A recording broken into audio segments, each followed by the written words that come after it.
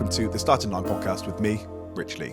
Now, the eagle-eyed among you that watch on YouTube or Spotify, you can watch on Spotify now, might realise that I'm in a slightly different place to where I normally do my intros and outros.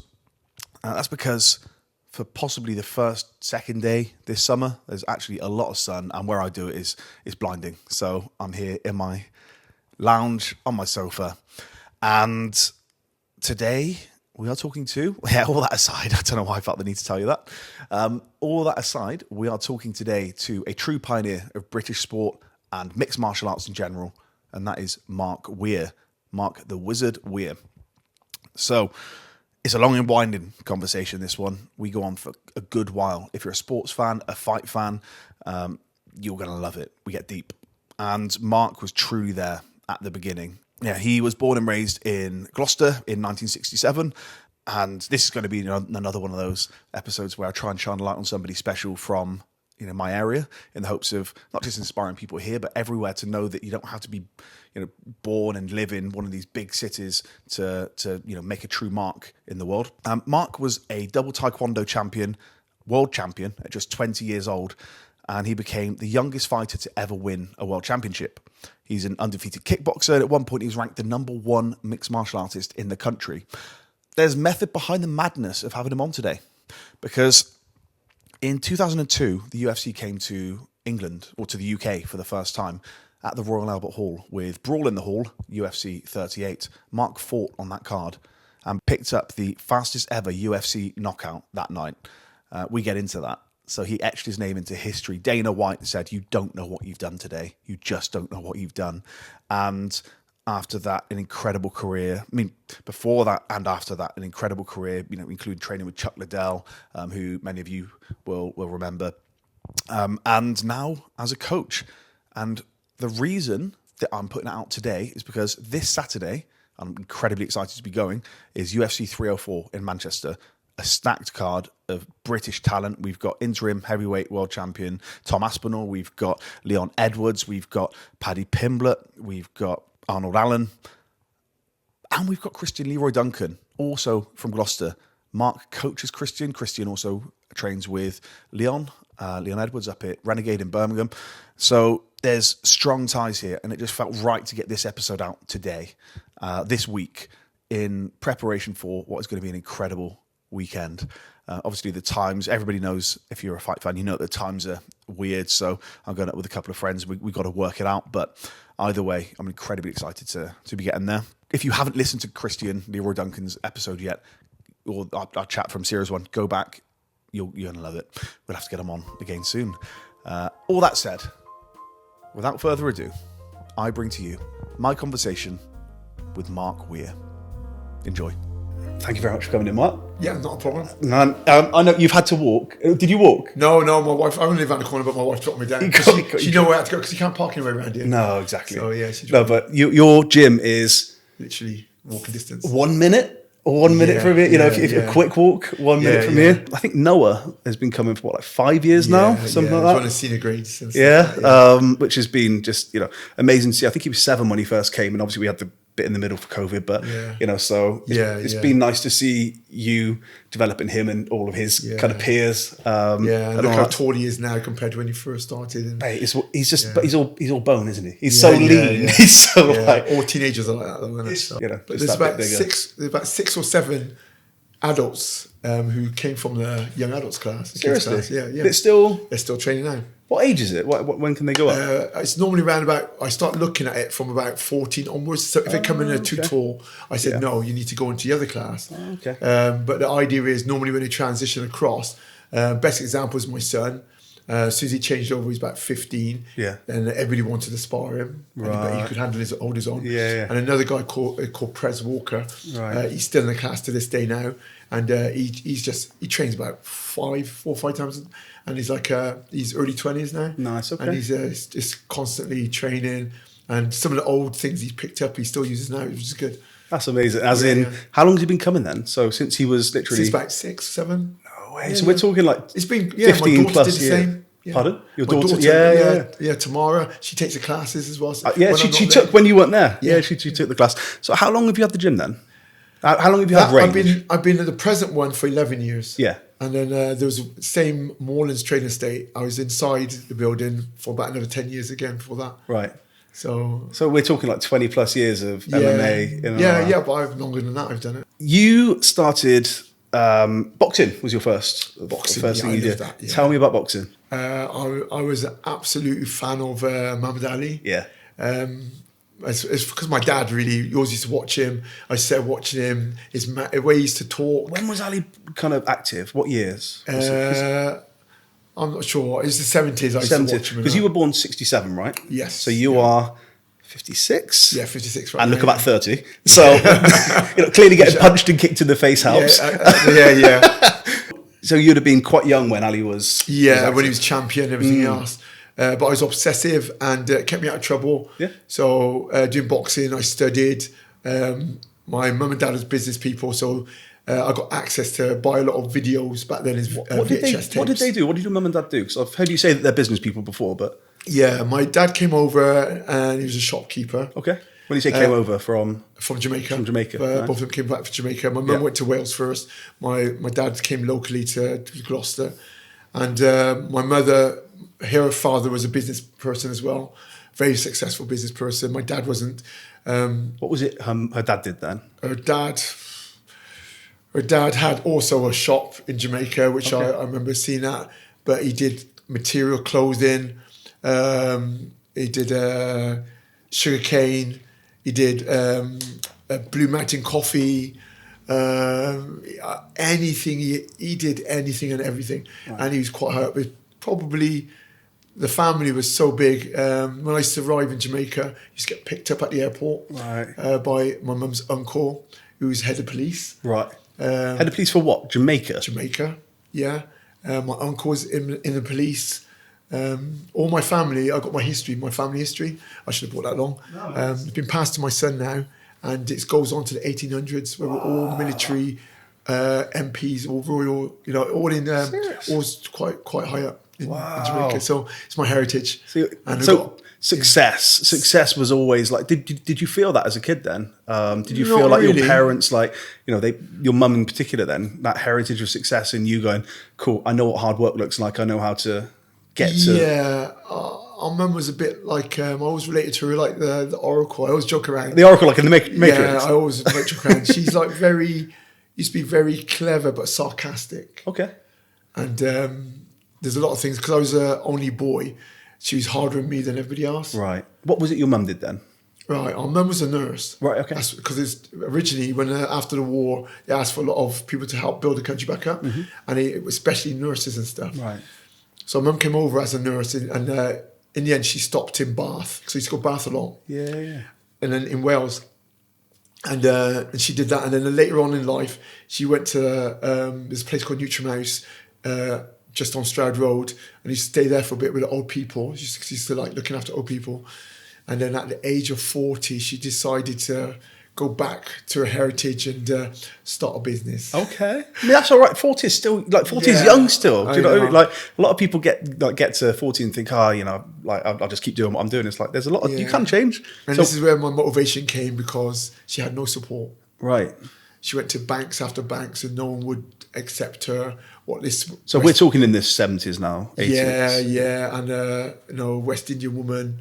What's she gonna do? Do you think that was it? Do you think it was? Yeah. Partly, I came across a lot of racism back in my day. Yeah. It was horrible, and then there was National Front around, and then around here, everywhere. Yeah, Cheltenham was worse, but it's changed now because I know a lot of people live from Cheltenham. Yeah. And when I was growing up, basically, our mum wanted to move to Cheltenham. Right. And the reason for that, our dad liked the people around Gloucester. All the business people lived in Cheltenham. And so all the people that run companies and were successful, they lived in Cheltenham. And all the workers lived in Gloucester. And that's how it was. Okay. It was that fickle. Right. Like now everybody mixes. So your dad owned a shop in Gloucester, did he? Yes. Yeah? Where was that? That was on Vauxhall Road. Vauxhall Road. And where were you living? That was the main, one of two. And all the West Indian people, all Asian people, because Asians didn't have that many, there wasn't that many shops then, they were all flooded. So you lived in Treadworth, did you? Is that where? No, I lived off not far from Barton Street. It was more Parking Road. Okay. Archibald Street. Yeah. Our mum didn't want to live there. Yeah. So she kept going funny and say that, you know, she's upper class really, but she said it was... her brother's a chief of police in Jamaica, so she's like, yeah, no, my uncle was a chief of police, and then my brother was part of police, but my uncle was part of police. But she wanted to move. Yeah. And she wanted to move, and she pressured our dad, and in the end we moved to Linden Road by Stroud Road. Yeah. Amazing house. Yeah. Mate, they're beautiful houses Yeah, around there. yeah, and I was about 7 then. Yeah, okay, so your early life. Yeah, yeah. You were kind of around, around Park End, around that. So I lived Barton Street, High Street. Yeah. You know, I know Treadworth, like, you know. Yeah, that's all my friends. I went to Treadworth School, infant school. Is that where you went? Yeah, I went to Treadworth Infants, and then eventually when I moved, I went to Colton School, which was just off Linden Road. And when I went there, it was horrible because I was probably one of 2 or 3 black people along those roads, and that's where I came across the racism. When you say horrible, what do you mean? Like what sort of things are we talking? I remember riding a bike on a road, learning to ride a bike, and a grown man would come up to me and say, you know, get off the road, like get off the pavement, like Golly Wog, and like Jim, you know, there's Jim Davison. He made it hard for us. You know, his antics, his cracks, his jokes. Yeah. Everybody used to pick up on that. Right. There was like honky was another word. They used to say just chuck anything at you. Yeah. And you're a kid. You're like how old? About 8 or 9. But I was getting it all the time, and I basically just ignored it. Yeah. This is why my mum sat me down and says, "Look, we were asked and begged to come over to this country. Yeah. Incentives, and to come over to this country to help build the country up. Yeah. Because it was all run down after the war. So, you know, without us, they wouldn't have built the country back up. No. So she goes, when people say that and they say go back to your own country, just remember they're not educated, they're not very knowledgeable. So my mum used to sit me down and educate me and say, knowledge is power. You know, and the more you know, the less it will affect you. Is the ones that's ignorant and don't know the knowledge, they will retaliate back. Yeah. So I always, when someone used to insult me, I used to look at them, but I used to see them as a small-minded, small-brain. Would you say anything, or do you just look at them and you're like, I know? I used to just look at them. Yeah. Okay. You know, I never retaliated. Yeah. But they're grown men and stuff like that. Literally grown men. Yeah. What were the kids like? Were the kids in any way? Kids were okay. I played, as soon as I got there, it was the long 6-week half term. Yeah. And I played with my next door neighbour. And we were really, got on really well. And his mum and dad was absolutely amazing. And, I used to go there for lunch. But I played with them, and my first experience was I played with him for about 6 weeks over the holiday. Went to Cotton School with him, and then all the friends, because he knew everybody, because he obviously went to the infant school. This is what we call junior schools back then. Yeah. His friends came. He didn't know. He knows them all. I didn't know them, and he ran off with them. And I sort of stood there and thinking, I don't really know anybody. And I didn't really feel like I fit in with his friends. Yeah. They sort of, some of them look at me like, as a black kid and stuff. So I sort of just kept my boundaries, and I ran off and played with my sister. Okay. My sister's 11 months apart. I was the oldest in September. She's the youngest in August. Irish twins. And, we're like that, but they thought we were twins, but we're not. We're just different, oldest and youngest. You're one of how many? I got 3 of us in our family. 3, so two sisters. Yeah, 2 sisters and me. That's two it. sisters and you. Are your parents still around? My mum is. Yeah? Yeah, my dad's gone. But we adopted my first cousin into the family. Okay. There's another girl called V, my sister, a friend of my sister's. We adopted her into the family. And as in literally adopted into the house? Yeah, so there were 5 of you? after them. My what I call my brother is my first cousin, Junior. He's lived with us since he's about 10. Nice. And he didn't get on. Mum and dad split up. He ran away from Derby, found his way to Gloucester. He used to love spending summers down here. Yeah. He saved his money himself, his pocket money, and found a train and got his way all the way to Gloucester. At 10? Yeah, he ran away, and he's on our doorstep. Oh my God. And then what's the age gap between you and him? I think it's probably about 7 or 8 years. So did you feel quite like you looking after him? I did. Yeah. I loved a brother. Yeah. You've had your sisters. Yeah, my sister had a sister, but I never had a brother. Yeah. But so as soon as he came, you're like, yes. Yeah. And I took him Taekwondo with me. I took him training with me. Yeah. We did everything together. And even though they had the age gap, it was great. Are you still close? Very close. Yeah. Very, very close. Yeah. So is your family quite a close-knit family then? Yeah. Very close. I speak to my sister every week without fail. Yeah. She's better than me. My youngest one, she's 3 years younger. Right. My other sister phones me or leaves messages all the time. Yeah. She's found God. She says prayers for me and sends it across. And were you a particularly religious family when you were growing up? No. No? No. My mum's not too bad, but my dad definitely not. Right, okay. My dad, no. Yeah, so it's like with me, I went down that direction, but it's only because I wanted to know what everybody's preaching about and studying and stuff. But yeah. But when I go back to say about my neighbours and stuff, so I went to school. Friends ran away, played with my sister, and that's when I found out that women are less judgmental than men because they all accepted me. So a lot of the first friends I had, your sister and her friends. Yeah. First friends I had were all females. Okay. And to this day now, I've still got a lot of female friends. Do you think that was because you were in a household of strong female figure in your mum, sisters? Do you think like it made it easier for you to relate to them? You should be a psychiatrist. I never thought about that. No. I've never thought about immediately your mum sounds like what she was saying to you. They're not that they're small-minded, but like they're just uneducated. You need to know knowledge is power, things like that. What a wonderful. What I thought she was an amazing woman. Yeah. I think she wasn't appreciated as much as she should be. Okay. But I see her as a very good pointer and direction for me. I believe I became a lot of what I did because of her. Not saying my dad. My dad was a very hard worker. And I was working at a shop since I was 9 years old. Okay. And I missed out on a lot. On the weekends, my friends are going out. Yeah. I was there working, and I realised just to switch off and just work. Mm-hmm. Don't worry about it. And then whatever time I had, like Sundays with my friends, I'll just go and take advantage of that. And to this day now, when I trained, I learned how to just switch off and just train. I didn't think about what I was missing out on. So I believe I took that from my dad, but I hated it. And I remember saying to my dad, I don't really want to go to the shop because I used to open up for him 9 o'clock in the morning. I was about to say, I don't have a lie-ins and stuff like that. Yeah. And he goes, well, if you want to do that, you go and find a job and find somewhere to live. Basically, he told me no. Was your father present? Was he around, or was he just working? He's working. Yeah, he was. Yeah, I went around with him quite a bit. I was always at the shop with him and stuff like that. But linked with a lot of West Indian men, they love women. They love the women. Yeah, they can get taken astray. Okay. This is partly on a personal note where I think my mum, very beautiful. She's a model as well. Right, wow, okay. I used to watch on TV. Back then we had ITV, we had HTV as well. Mm-hmm. I remember watching her on that all the time. And she was just on TV. What was she doing? So modelling. As in like in TV, like in ads or what? She did loads of stuff. She's on modelling shows. I didn't. What was a model? I don't even know what a modelling show is. I just remember. But you just remember seeing your mum on TV. She did it for quite a while, okay. But I didn't see West Indian women modelling at that time. And my sister followed her as well into modelling. Wow. And she was got pretty successful as well. I wonder how that was for her at the time, being like a Jamaican model. I'm not sure. I bet she experienced quite a lot. Yeah. She enjoyed it. Like I said, my sister would have got into it otherwise, but she did try to talk about me going into it. And I said, men don't model.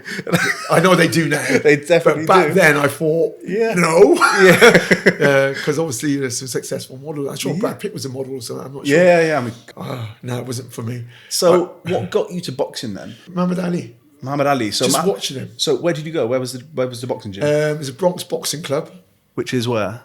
Where I remember Wellington Street, right? Just around the corner from there, off from there. Yeah, I think you got Wellington Street. You had another one. It was just there, right. Had some sort of building there, and there was a guy called Reggie Squires, and I went there boxing. And I used to box. There's other successful boxers there. Probably most successful was Seymour Johnson. Mm-hmm. He won the ABA champions, and I used to box against some of the guys there, and I just found it easy. Right. Not being even too boastful. I found it really easy. Okay. I had no problem. I did get a matchup to fight, but I was very tall. So they didn't match me. I don't know why. Maybe it's done on height or something. Right. They didn't get me matched in the end. And I was a bit upset about that. Yeah. Boxing from young age to 15, 16. Yeah. Your mum didn't want you boxing though, did she? No, I boxed when I was younger than that, in fact, at 10. Right. And then I hit my next door neighbour, had a bloody nose. So my mum banned me from boxing. So you were just messing around. That's your friend, the next neighbour. Yeah, next neighbour. So you were just messing around and giving him a bloody nose. His name was Andrew Smith. And I was like, I think my mum did it on purpose. Right. I don't think she stopped me because I was boxing, because I did that to his nose, but I reckon she didn't want me to box. Okay. And that was the touch. She's like, right, I'm using that. That's the excuse. Yeah. And then I tried a little bit of judo, which is down Linden Road, which was nice, but it's too repetitive. as a child, you need to be stimulated. And I found we're going over the same moves over and over again. I found I could use it straight away. Yeah. And because I used to play fight with friends and I could throw them straight away. And I found it's just repeating the same move. I wanted new moves. Yeah. So I wasn't getting stimulated and I left that. And I went back into boxing. I was a teenager, so I had my own choice. Yeah. And then after a while, my mum took me aside because Reggie Squires came around my house. I was talking to my dad and saying how good I was, and I come around and I was training on a Saturday 1-to-1 with him, and he said I could go far, and I talked about the money I could make, and I guess at this time, so you're like 15, so we're talking like about 16. 16 so we're talking pushing 80s, like pushing 1980. Yeah. Boxing's massive then. Massive. It's was huge. Absolutely massive. Huge. We had a lot of big boxers. Yeah. There was these lot of boxers which were quite big names like John Stone, John Melfer, Johnny Williams, all the Johns. They were like, and there used to be Cole Neal and I remember, there's Howard Hilton, there's like Hilton, and there's a lot of boxers, and we all sort of like interact with each other. Yeah. It was a bit more of a close knit house. We all trained at different gyms and trained together. Feels like there was a lot of opportunity then. A lot of opportunity for sport for for young men. I just loved it. I would jog, I would train at home. It was just I found my passion. Were you good at school? I was okay at school. Where'd you go? Where was secondary school for you? Oh, secondary school, Long Levens. Long Levens, okay. Yeah. That's a bit of a way then. Yeah. It's a bit of a trek for you in the morning. Yeah, originally I thought me and my sister was going to go to the same school at Linden, but we said we're not twins, we don't want to go together, and they put me all the way in Long Levens. I got a short straw. You have to get up that bit earlier. Yeah, travel. Yeah. But, it was good, a bit of responsibility. I had to learn how to catch a bus, and it was like 2 different bus stops, and so a bit of independence. Yeah. And I was travelling like towards Cheltenham and stuff like that, so it's quite good. Nice. Made me grow up a little bit. Yeah, I guess that's a bit more, as you say, is that independence. It's okay, I've got to be out on time. I've got to have the money. I've got to, all the things that a lot of kids now, you hear it and they say things like, I can't get on a bus. I can't do that interaction. I can't answer the phone. All those things that as a kid you're just expected. Like, no, you will do these things because you have to. But in our time, I've got to say, not being too old, we had things like yellow pages and stuff. We'd have to search things and research. And I try to explain to my kids that sometimes you want to call for a friend, you just have to go and knock them, and then if they weren't there, you'd have to try and you have to walk around town finding them. It's like that's why I think for energy and exercising, it was a bit more evident back then. Like now, kids are staying indoors, they play computers now more. And if they want to check if their friends are around, they go on mobile phones. Tyler and Noah will play together on Fortnite, and that's their socialising. That's them socialising. Do you know what I mean? Where ours was going out and meeting up. Yeah. Television was a secondary thing. Yeah. It has changed and stuff like that. Yeah, definitely. So, didn't you train at Crypt at some point? Yes, that's when I started Taekwondo. That's when you started Taekwondo. Okay, so how did you go from boxing to Taekwondo? My mum came and pulled me aside. Yeah. And she goes, I would never ask you to do anything, but the one thing I want to ask you to do, and I won't ask you anything else, is to stop boxing. Right. And I looked at her, and she knew I was upset. Yeah. And she goes, Muhammad Ali, you see the damage it's doing. Right. So it's okay. So you could start to see that it was impacting Ali. So she was like, I don't want that to happen to you. To my son, she was saying, and she took me to the side and said, don't want me to get hurt. And I was I loved when I first saw that, when I saw, that your mum said, don't want you boxing. Look at what you did with the rest of your life. I know. MMA is a bit more. Yeah, MMA. Did she come and watch? Like, I know we're jumping ahead a bit, and we'll go back in a sec. But did she come and watch you fight? No, but she watched the quickest knockout. She did. Okay, so she's seen that. She didn't really know what I was doing. She didn't want it really. Taekwondo is like boxing. It's my sister who found that. My sister Karen. She found it. She goes, Neil Williams, this guy I trained with, does this. Yeah. Why don't you just go there where he's doing boxing for Taekwondo? Yeah. And I thought, that's right. Yeah. So I'm listening to my mum, but I'm not. Yeah. Oh, okay. So you're like, I'm not boxing, mum. At least I'm not boxing. And it was quite good because I went there and they were kicking. Yeah. And I stood in front of Neil because I used to give Neil a real good run in boxing. Right. And my first experience was he threw this leg in the air.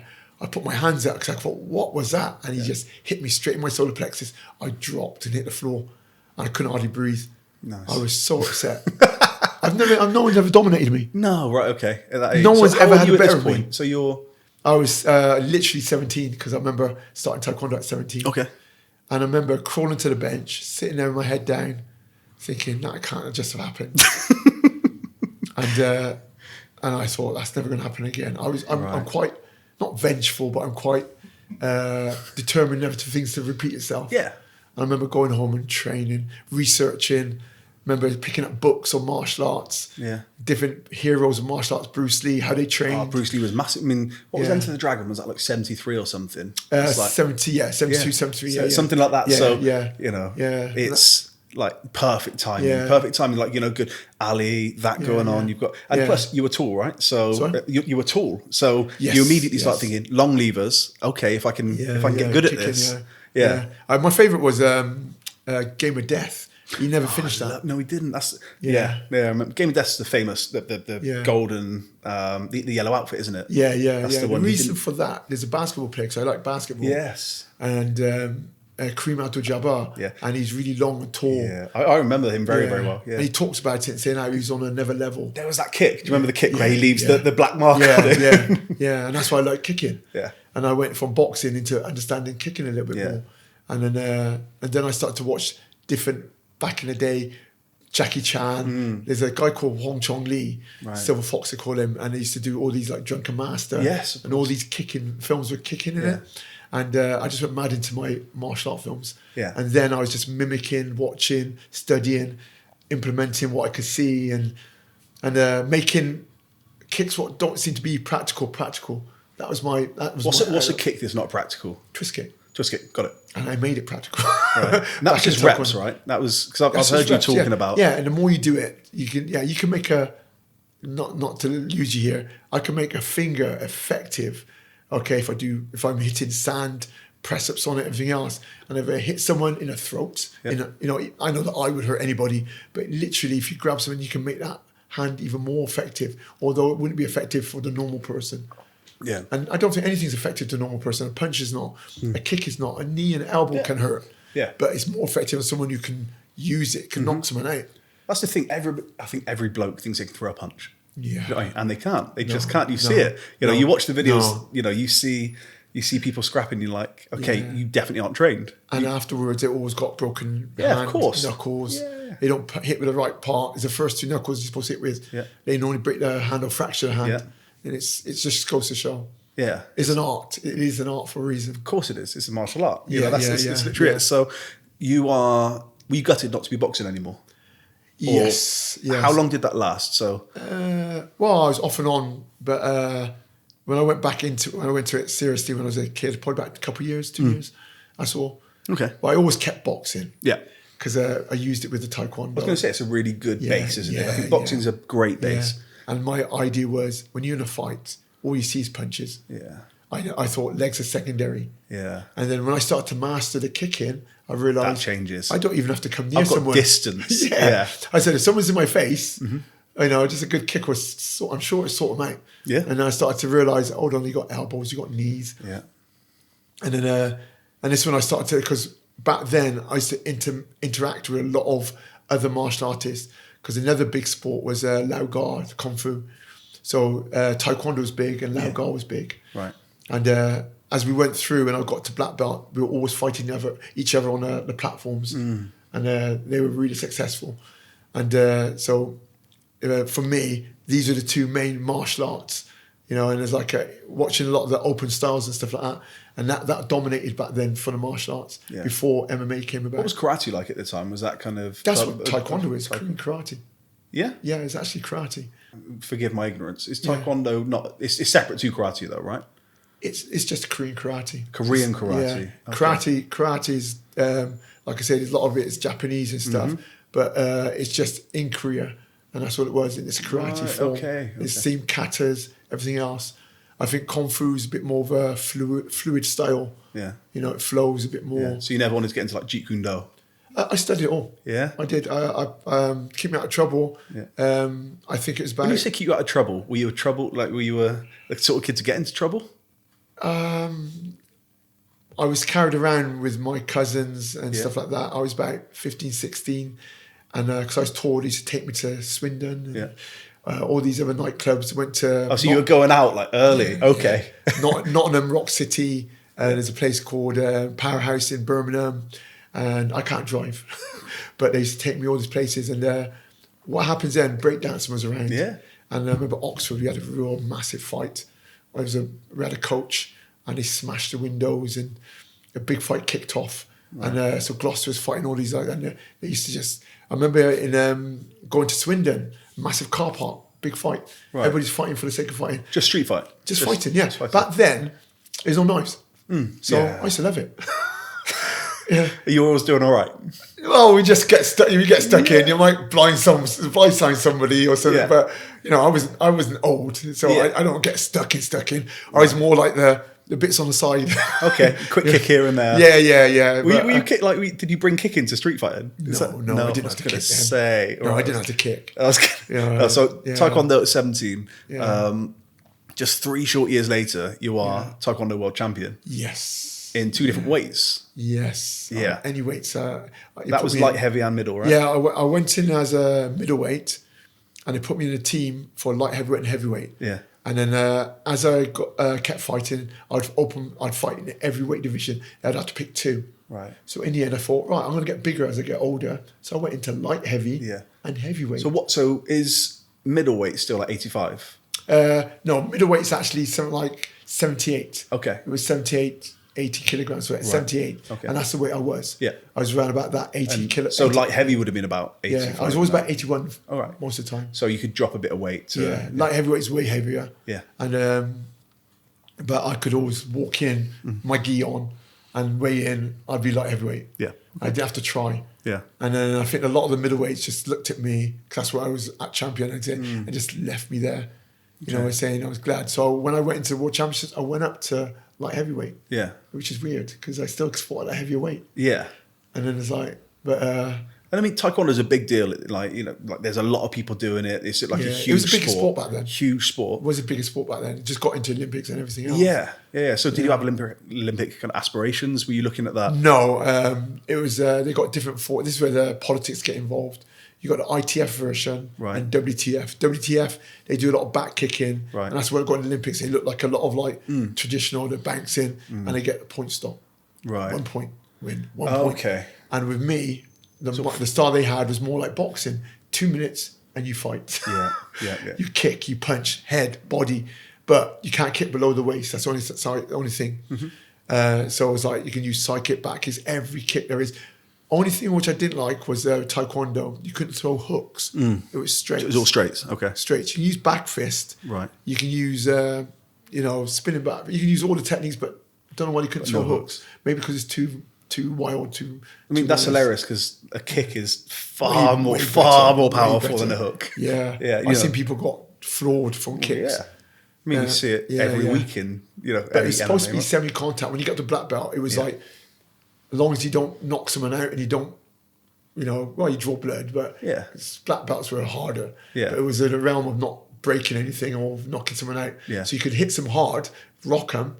Because I've seen a guy get jaw broken and everything else. I've seen loads of stuff, but wasn't really supposed to knock someone out clean. Yeah. You weren't not supposed to look like you're hitting them. So a bit like the one-hit punch, a lot of it had to snap on the end. I used to do it all the time with kicking and punching. Never looked very powerful, but I know I was hitting them hard. Yeah.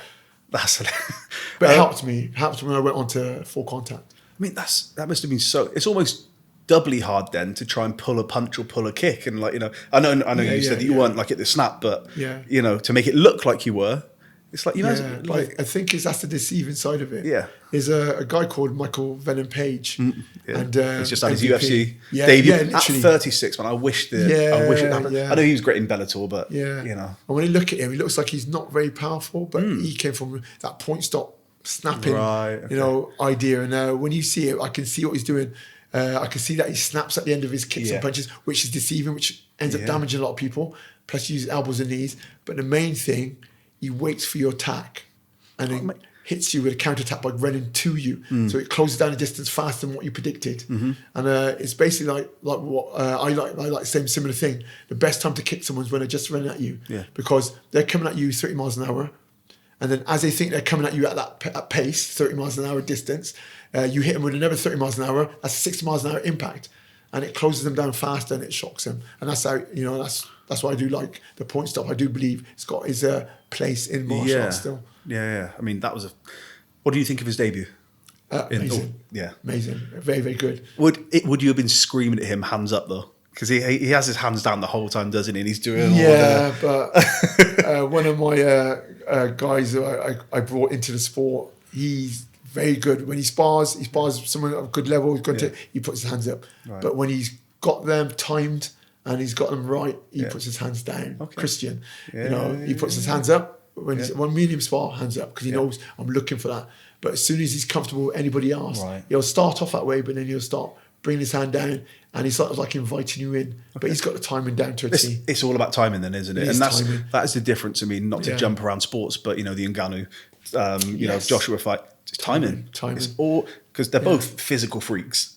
It's not about that. It's you can see the timing. You can see that, it's just that gap between seeing what's happening, reacting to what's happening. And I think a lot of people have got to understand that punching power, you can hit someone, you can have a 60 miles an hour impact punch, but if someone's timing it, and just as you're going to execute, come at you 30 miles an hour, that's a 90 miles an hour impact. That means they can hit you harder without even putting the effort in. And I think that's why people can understand about timing. Maths, mate. That's what it is. Yeah, it is. You time everything. You can be a knockout specialist without really having much power. That makes sense. And then as you get older in life and you don't carry, well, they reckon the last that leaves you is your power. But I sometimes argue about that principle. Is it the power that leaves you, or is it your timing? You know our reaction time slows down as we get older, right? Because George Foreman knocked out someone, in heavyweight, Michael Moorer, in his, I think he was he 50? I think so. I think he was fighting about then, So. Yeah, and they thought that was a shock, and that's amazing. But I reckon, the last thing what leaves you is your power, but I believe it's your timing as well. Nice. So you were, as I say, Taekwondo world champ at 20, undefeated kickboxer still. I went through, You went into except my last fight I lost. Oh, did you? Were you kickboxing? Yeah. Okay. Yeah. And then, again, jumping ahead massively, you then became like the UK's #1 MMA, mixed martial artist. From a title perspective, you got WEC, Cage Rage. Oh, yes, and UC MMA, middleweight. Yeah, you've done your own. No, mate, I've done, you won't believe it, Mark. I spent so much time on because I love doing this. This is like, if I could do anything for the rest of my life, it's this. It's basically getting stories out of amazing people. People that have done incredible things. And the thing that I always come back to is, like, why are you the way you are? Why? Like, so when I'm asking questions about your mum, I'm seeing a picture build. There's a puzzle that's like half built, half done. And it's like, okay. And you get, so like for me, this comes from almost a selfish place of like, my upbringing wasn't a good one, right? It was like quite violent. It was, like quite a poor one, all those things. And then I'm not surprised you're successful. Yeah. I'm not surprised because, you've had, you've seen what hard work is with your dad. You've seen what success is. You've seen basically, when life comes at you with something a bit left field, you go, okay, well, I'll swerve that, So you've had all these things. So, for me, the conversations like these are just as good for me as they are for hopefully listeners, viewers, whatever, because I get to learn something about you, but also maybe me at the same time. I'm like, I haven't thought of that before. I think the biggest thing I'm learning, especially as I get on in life, and I think is valuable for all martial arts, is that you've got to be constantly changing. It's like the biggest change for me at the moment, which is I'm a bit like a leech. Although I coach Christian, I helped him and stuff like that, I'm learning from him. He's me at a younger age. And the biggest thing what drew me to Christian, one of the biggest things, he's very open-minded and he's always trying to, if you say something, he'll analyse it, dissect it. And, he won't be led, but he'll try and find out exactly what you're on about and understand it for himself. Yeah. And then what I found is like he had this, because that thirst for knowledge, and as you get older, you don't pick up things as good as you do when you're younger. Yeah. But he started to, I told him about fasting. Yeah. I said, I don't eat before 12. And he started doing that. I thought, wow. And the first couple of weeks he's complaining, you get these craves, you feel like you think about food, you can't stop it. Then after a sudden, he stopped. Yeah. Now, he actually does it with Ramadan. I know he does, yeah. It's crazy. I was like, oh, you Muslim? He's like, no, I just do Ramadan with my partner, I like fasting, but I couldn't do that. I said, that's a rule. Maybe because I'm too old now. It sounds like torture to me. Maybe you would have done it. If what it does for your body, it'd be amazing. Yeah. But what you've just said there, and I talk about it all the time, is curiosity. He's curious. You're curious. Like, you've like this discipline. Okay, I'm curious. I want to get good. And like for me, I'm endlessly curious. I want to know everything about everything. Yeah. And I don't think you should ever want to stop. No, what's that saying? Is, live as if you die tomorrow, learn as if you're going to live forever. And, that thing is, I don't know anything about anything. I might think I do, but what do I know? So that's why I guess I try and speak to so many different people on this, because it's just wonderful to get little glimpses into specialisms and being curious. And more than being curious, and my background was rugby, I guess, like sport-wise. We're in Gloucester. It's like, my age, it was rugby like, town, you're big, get in, you're playing rugby. And I loved it, and I played to a decent standard, decent enough. And for me, I was like, that was a way to help me up and out a little bit. One, I'm good at something. Yeah. Two, like I think the wonderful thing with sport is it's everything it gives you, man. It's focus, it's camaraderie, it's learning how to win, it's learning how to lose, it's the discipline of training, the discipline of eating, the discipline of going to the gym, all those things. But it's being coachable. So what you just said there about Christian, and I bet you had this too, is he's coachable. Oh, 100%. Because I've coached kids in rugby, and you can pick, there's in a team of 15, 20, there's one or two, they listen harder. They try harder, they take it back, they bring it to, they'll remember it the next session, whatever it is. And I know that you'll have that with your kids as well, and your adults too, is like that coachability. And I think you can have all the talent in the world, but if you're not coachable, if you don't want to listen, then how can you progress? I think for kids, you got to start from a very young age when you talk about that. Yeah. Because as they get older, they start to get more rebellious. But you need to put seeds in place. Which is nature, right? That's natural. We're supposed to rebel a bit. Yeah. But when you put the seeds in place, when they come across stuff, they start remembering, hold on a minute, my dad said that. My dad said that. And the more things penny drops, they're going to start realising, what else did they say when they start to, and they're reverting from not listening to you, they actually go back and trying to reflect off some of the stuff you warned them about. And I think that's another good thing. That's why learning is important, but you need to start from an early age with most kids and stuff. Although I meet a lot of the guys when they're older, they come through the door, but they see me as more of a role model because of what I've done, and they want to know what's the secret. And I just tell them, is one or two things. You're going to reveal your own nature to yourself. Yeah. Put yourself through hard work. You either quit and give up after about 6 months, or you'll go the other way and you'll want more. Is that generally the cutoff? Is it? You think 6 months people give themselves about that? And 100%. Yeah. Everybody's enthusiastic when you're from first coming. Of course they are. And then 6 months later down the line, it goes down. Like if they're training, like they suddenly go up, then they hit this point, then they go back down to about once a week, right? And then maybe show up every other week. Okay. And then I just look, and I just seen it all before. And I see guys not talented, seen guys talented. I seen people who's got distraction through life, relationship, family, work. There's always going to be distractions, but it shows your nature, whether you can overcome these little, things, hiccups, as you call it. Yeah. And these are things where I try to explain to my mum, being on a course, she showed me these things. Yeah. And looking at her at 40, starting a business, and like some of the stuff she said to me, I said, really, I was a bit rude. She's talked to me, I goes, okay, mum, I'm watching this. Yeah. But I remember it, I was listening. But then one of the biggest things she said, which I thought about it after I remember just going down to bed. She goes, learn from mistakes of old people, okay? Because they got the path to success. What the hell does that mean? Yeah. And then I was thinking, learn from mistakes of old people. Yeah. And I was like, and I had this cousin, this is my mum's cousin really, but he's like my older brother. And I remember talking to me, and he was telling me, some of these people are smoking ganja. It's a Jamaican thing. And he goes, no. He goes, yes, it is from Jamaica and stuff. But remember, society tries to put upon alcohol. He's telling me all these things, addicted, coffee. He goes, if you tell someone to stop drinking it, will they stop? Can they stop? He goes, and I used to say, what do I like to eat? He goes, can you stop eating that? And he goes, it's made for you to be addicted to it. It is. And goes, and in life, find out what you're most addicted to, find out whether it's good or bad, and then see if you can control it by stopping it if it's bad. And I was thinking that it was like a challenge to me. And he just talked openly, and I remember, thinking about, right, I swear a lot.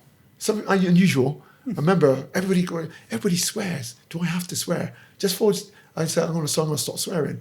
Profanity. So I stopped. All of a sudden, at 16, boom. So do you not swear anymore? No. Never? Never stop. No? I know. Okay. My kids have fun with it. There's this something for humanity, this card game. Yeah, Cards of Humanity, or Cards for Humanity. Yeah. They love playing that with me. Because they forced me to say it about That's but hilarious. it's not because of that. And people around me feel uncomfortable. So it goes in reverse psychology. Okay. But it's not because of that. It's just because I chose not to. Right. I chose not to drink. It's a little test to yourself. Yeah. And I went on to drink. And because I think I don't need alcohol. Right. And Yeah, what part of alcohol is good for you? Literally none of it, but it's still, I still do. But You I know, would have we the still odd do. bit of wine because I heard that can be good for you. Yeah. But I don't even touch that. It's only if it's forced onto me. Right. But So you never smoked, you never... No, No definitely drugs? not. There's no good side of smoking. There isn't. Do you know, I do think that I'm not a fan of the vaping side of things and, you know, where that's going and how easily it's... Yeah, and, they're you finding know, that ass thing how bad it's for you. marketed to kids in, you know, it's like, yeah. you know, it's like, oh no, it's for adults, but it's called like bubblegum sweet... Yeah, do you know what I mean? It's like, you know, and it's like purple and it's like, there's clearly some 12-year-old's going to get that. But, you know, no, I mean, I've been so like anti-smoking forever and like, anti-drugs. And for me, that was a very personal thing, was a very like... But you've had some changes where you said, this is not good for me. I'm going to stop. Literally. So for me, it was, I'd look at my family and again, as much as I love them, I'd go, okay, what are they doing that I don't want to do? How do I get to a different place? So you basically went through what I went through. Yeah. Very similar. What did you stop then? I went hard on it. I was like, okay, I'm never going to smoke. I'm never going to, you know, I'm never going to do anything. You know, I was just like, you know. That's a hard one. Did you start smoking? Did you? No, never once. I've never smoked in my life. Never smoked. The whole society around you back in the day was smoking. Mate, do you know what it was? Is I've always been super like confident. I've always been quite like, you know, I'm a leader. I'm not a follower. Yes. So when all the kids at school, secondary school, so I went to Crypt. When all the kids were going around the back to smoke, and they'd be like, oh, come on. And I'd be like, I'd literally be like, you know, I ain't coming with you. Do you feel left out? No, never. Never felt left out? I felt good about it. Oh, wow. I felt powerful. I felt like... That's a leadership mindset because technically you should feel left out. I know, but I didn't. I felt like they were... I remember saying to them, I was like, in 20 years' time, and I've just had breakfast this morning with a friend of mine that smoked at 11, and he struggles with smoking now, and we're 36 years old. He's 25 years of it. Yeah. And what did you say? Yeah, of course. Of course he did. He's like, you know, but I mean... No kid wants to be told what to do at that age, right? So you got to make your own mind up. And my mind was no drugs because I've seen drugs can kill a person. I've literally watched that happen. I've watched that. I've watched somebody, you know, like their life in front of them, you know, in front of me, like, and you know, alcohol. Now, you know, I've had ups and downs with that, but you know, my dad drank a lot. All my friends drank. All my friends smoked weed. Yeah. They all did it around me. And I like you, I used to work, I worked at doors for a while. They started putting Vaseline on the top of the... So you get a nose for life. And I goes, what's that for? Because Coke. That's so sweet, isn't they it? They do that for real. You didn't know. No, they do it in movies. Yeah. And I realised, no, it's getting big now. And then I realised people start... Like 80s, right? Yeah, now, it's rife. That's massive. Yeah. And it's rife. And the amount of people believe that certain people are doing it. There's this girl I'm seeing, but I think she's doing smoke. She's always like doing a nose. And I thought, what? No, it's changed. It's odd. I mean, like I tried to teach my kids that it's powerful to say no. That you know, basically don't like, you know, to be the kid that says no and is staunch in your belief of why you say no. That's an incredible thing. And it can cause alienation. Of course it can. Because if you don't fit in with a kid, but as long as you're not being a dick about it, do you know what I mean? Like, they get funny, don't they? Yeah. If you don't fit in with them. They do. I guess the thing, I was always good at sport, and that breaks the barrier. Yeah, because everybody loves a sportsman. Everybody likes a sportsman, especially. You're the top of the school if you're. It's like, you know, if you're good at a sport, then you know you can get away with certain things, even in class, right? You know, if you're like, did your school know you were good at like martial arts? Like, I was good at running. Yeah. I was good at. I was all at football, rugby. Yeah. I was in everything. Not over the top outstanding, unless I really enjoyed something. Well, that's the thing. Like, then you apply yourself. Right? Yeah. I remember long jump, high jump. I was always really. But you're good physically, you know, again, long levers. How like, were you tall as a kid? Like, were you tall all the way through? Yeah. So I was like this height when I was like 13. Do you know what I mean? Like, I got stretch marks when I was 12. Mate, my back. Yeah. Do you know what I mean? Because and you know, at the time I hated them, and now I'm like, you know, I just grew quick. Yeah, grew quick. Yeah. And you know, I always check Tyler because every now and make sure you put a little bit of cocoa butter, they call it, on here. Yeah, of course. Just to it stops it from stretching so much. Yeah, I've got the coconut and But you Palmer's. don't know where it's going to be, do you? No, you don't. So- Exactly.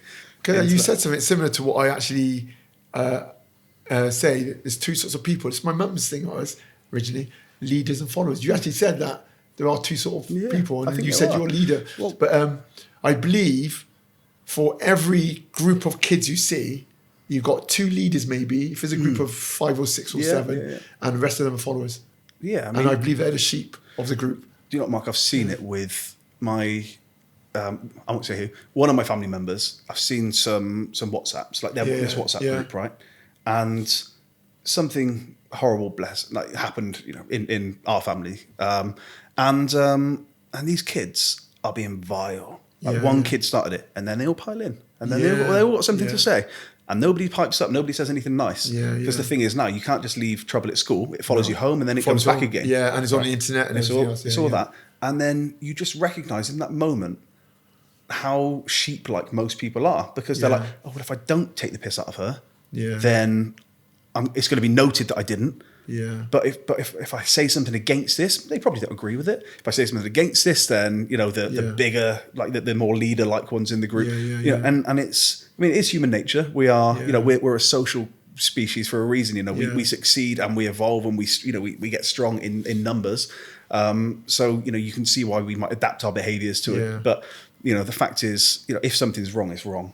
And and it's hard for kids to see that. So when I see your classes, and I have heard you say, I've seen you say that the leaders and followers thing, and you say, and you make them shout, and it's confidence. like confidence, because I've had a few people that I've kind of recommended to come to the kids classes because they're having a bit of trouble at school or something like that. And do you know what? The second they realise it being up in somebody's face is okay. The second they're like, confrontation is nothing. I get a smack in the mouth. So what? Do you know what I mean? Like, I think that's again a powerful thing, is to recognise most people. You've seen Fight Club probably, right? Years ago, right? That there's that scene where they're trying to. They send them out and they say your homework this week is get into a fight. The thing is, 90%, 99% of society want nothing to do with a fight. They don't want to be anywhere near it. But the second you realise it's okay, you feel confrontational, you feel strong in that. So with what you do, it's wonderful when you have the kids and you see them grow. And that's really nice. So I guess you had, and just to bring it back to you and career, because we've not even touched on professional yet. You did that at 20. I've actually got a video of you at 22 at Oxtel School.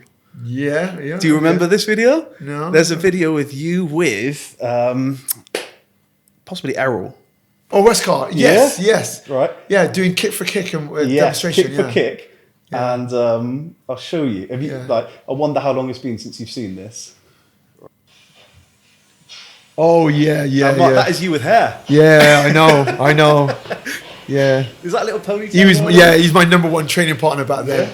Yeah. And his son trains with me as well. Is that Jamie? Yeah, Jamie, Yeah. So, I saw this and it was just, I just loved it because I was like, okay, which one's you? And then I was like, okay, the taller one. And I was like, hair. Yeah. When did you shave your head? Basically, I cut it down because it was too much. Right. That's quite long there, isn't it? Yeah. That's just a style, I guess. Yeah. This was. No, it's just. This was just embarrassing. Well, we're going to show it. This is 1989. Yeah. So I was 2. So okay. Wow. But so you're already putting on a demo. But I cut my hair down, and then I was going to Jamaica. Okay. And I was just with my wife at the time. Your present wife of your many wives. I'm only married once, but it was my girlfriend back then. So you've been together a long time? Yeah, 30 years. 30 years? 30 years, yeah. Okay. She's put up with me for 30 years. I first met her, I was going just to meet my family and with my sisters and that, just to get together. Mm-hmm. She decided, I goes, who's going to keep my hair in shape? Because he used to have this sort of like this top only. And she goes, why don't you just shave it all off? Yeah. I said, go on then. It'd be easy for me to do it myself then. And I found that it looked all right, so I just kept it that way. Yeah. Plus, I didn't have to worry. Some people don't have the head shape for it, though. And it was easy to maintain, so I just had a shaver and that was it. You never had a beard either?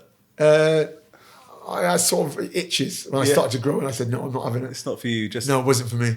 when you style stuff in your hair, that's when you're young and you're going out, you're seeing girls and stuff. I was just focused on my career, and I just wanted to keep everything simple. My focus is always where I'm training next, and how hard I'm training, who can I have to train with, and that was it. So I never wanted to be distracted too much. Yeah, it's like even my wife now, when we met each other, you know, I work in the doors. You know, is that how you met her? No, it wasn't on the doors. It was basically. I had a few girls I was seeing. Yeah. I sort of got rid of them one after another. Right. Whittling down. I was getting fed up of all want to do the same thing. At night, they just want to hang out at a pub somewhere or club. And I was getting fed up. Doesn't work with your training, does it? Yeah, no. And the girl who worked behind the counter, she said, I got a cousin who's into fitness as well, does running. I goes, oh, bring her in. Yeah. And she brought Michelle in. I met her. And I just dropped her off at home that night. Yeah. And then she phoned me up, her cousin, said, were you interested? I goes, yeah, but all I'm going to do is I just met her. I'm going to jump on top of her and sort of, you know, go, you know, I just think I'm a creep or something. And I goes, I'll call her. And I called her. And she goes, what are you doing? She goes, I just like to go jogging up Chosen Hill. Right. I said, whoa, stop. And I said, stay there. And I ran down, went with her and ran up there, and that was it. So you went running together, and that was the start. Together, and that was what I wanted. And I went to run together. Next day, we went to walking at the forest. Yeah, you know, because a lot of her parents, family members were in the forest, and that was bliss. It's just knowing somebody active as well. Yeah, every weekend to this day now. Yeah, that's what we do. We go walking somewhere. Find somewhere around the country. Yeah, and we just walk. Nice. And we love it. So no running anymore. No, it's not about running. We did jogging back then. Yeah, but. It's, you know, we're getting on. We just like to stroll, look to see the sights. Don't want to get sweaty. No. I've been sweaty all day. Yeah, true. You know what I mean? Because I've trained. You've just been in the gym all day. Yeah. And not being funny, like on a Saturday, 3-4 hours. Sunday, I do a couple hours. Yeah. And then that's it. I do get a little bit sweaty, I suppose, if it's a hot day. But I just like to go for a walk. Yeah. It's nice. It's. I mean, there's something about it, isn't there? I think we're supposed to. It's meant to be the most beneficial thing, walking. For weight loss, anyway. Yeah. Well, they say that there's the whole 10,000 steps thing. It's start concentrating on that. Yeah. So how did you go then from the World Championship when you were 20 to mixed martial arts? Okay. So first of all, I went into full contact. Yep. And I tried to dabble on full contact fighting. So I did a bit of that. Mm-hmm. And as soon as I touched that, I come across the first UFC team. So I said to a lot of the guys that was doing door work at 21, and I said, guys, we're going to do training, but the training is going to be complete martial arts. We're going to kick, punch, grapple.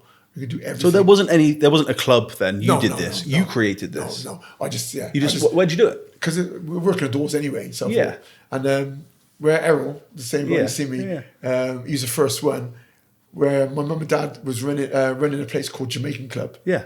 They ran the Jamaican Club? Yeah. No way. And it's my mum, really. Yeah. But my dad was deputy. Just always helped. I've heard so much about the Jamaican Club over the years. Yeah, I didn't know that. Okay. Yeah, for years they ran that. Okay. And they had gymnastics there. So it was all matted. Yeah. I said, Errol, let's just fight. We can hit the floor. We can do takedowns. Yeah. And we did that. And we both looked at each other and goes, what did that feel? That felt great. Right. So we do our Taekwondo practice. Mm-hmm. Then right at the end, we dedicate about half an hour. And meaning we just do MMA type fight. Back then it wasn't called. It was just mixed. Mixed, full contact. Everything. Right. And you're smacking each other. Yeah. Yeah. Me and Errol were like in your face. You know, we're like brothers. You know. Yeah. You know, but did you meet him at school? No, just at Taekwondo. Yeah. Oh, at Taekwondo. Yeah, he's a few years older than me. Yeah. Right. I went around with all older guys. Yeah. And I just seemed to. Maybe because I was tall or whatever, I was very mature. My son's exactly the same. He doesn't seem to be his age. You know, he seems to like people older. Lyle, you mean? Yeah. No, I see that. Cause he's still fairly young, isn't he? 24, 25? 25, yeah. Well, now he's 26, in fact. 26, right. And, you know, even... Oh, he's got an older head on his shoulders. I didn't follow that. But, you know, he's very mature and... I could always camera around. I went to America with him, and he's very mature in everything. He went to military, you know, Marines and stuff. And he's been flying since he's 12. He everything he's into is like he really commits. Again, coachability and curiosity. And yes, I did a lot of brainwashing with him, like my mum gave me. So both him and my daughter. It's funny because you try, and I do it consciously as well. I'm like, okay, this is a lesson I really hope they can learn. And then kids, you at the time you're like, I don't think they're listening, But like you said, maybe you're listening, but you're not. It's in there somewhere. Yeah, And nice. when I notice the most when Lara gets a problem, or if my daughter Tamara gets a problem, they come to me and he goes, Dad, and as soon as they say that, I know here they go. Okay, they're picking on my knowledge. Nice. So I got to go. I got to make sure when I answer this, I answer it in the most unbiased, but most beneficial way. Nice. And then I'll talk to them. But I won't talk to them as a dad. I talk to them as a friend. Right. Okay. Because sometimes emotions can get in the way. Yeah. And that's what I always talk to them as. Amazing. So, just going back to you on the mats with Errol, then, how do you add people to that? So you got your little fight club. Yeah. You got a fight club. Originally, like I said, I worked the doors. Yeah. So how did you get into door work? Was that just because like you're handy and people are like a guy he's passed now? He passed a couple of years ago. Neville Grant. He used to work. Neville at GL1. Yeah. Was it GL1 as well? Yeah. He was going around trying to make himself out with a lot of people, and he came to me. He goes, "Oh, I want to fight with you." He goes, "What?" He goes, "Me and you, I want to spar." I goes, "Oh, okay then." He goes, was he a boxer? No, Neville was Laogar. Oh, he was right. a martial artist. Right. And he ended up doing Thai boxing in the end. But I goes, okay. He goes, meet me at blah, blah, blah, Les Centre, 7 o'clock, whatever. And I got there, went to this place where he said to meet him, and there's an arena of chairs. I got the video of it, in fact. It's really weird. And he goes, no gloves. I goes, okay. He goes, no, and we leave our trainers on. I goes, okay. So you just wanted to scrap you, mate. Yeah, so I just started sparring. Yeah. One of my dad's friends warned me not to, because, I heard the guy's good in Neville, be careful. Yeah. He goes around and you can hurt somebody. Yeah. Be careful, you can gouge you or something like that. So, but I didn't realise that's the worst thing to tell me.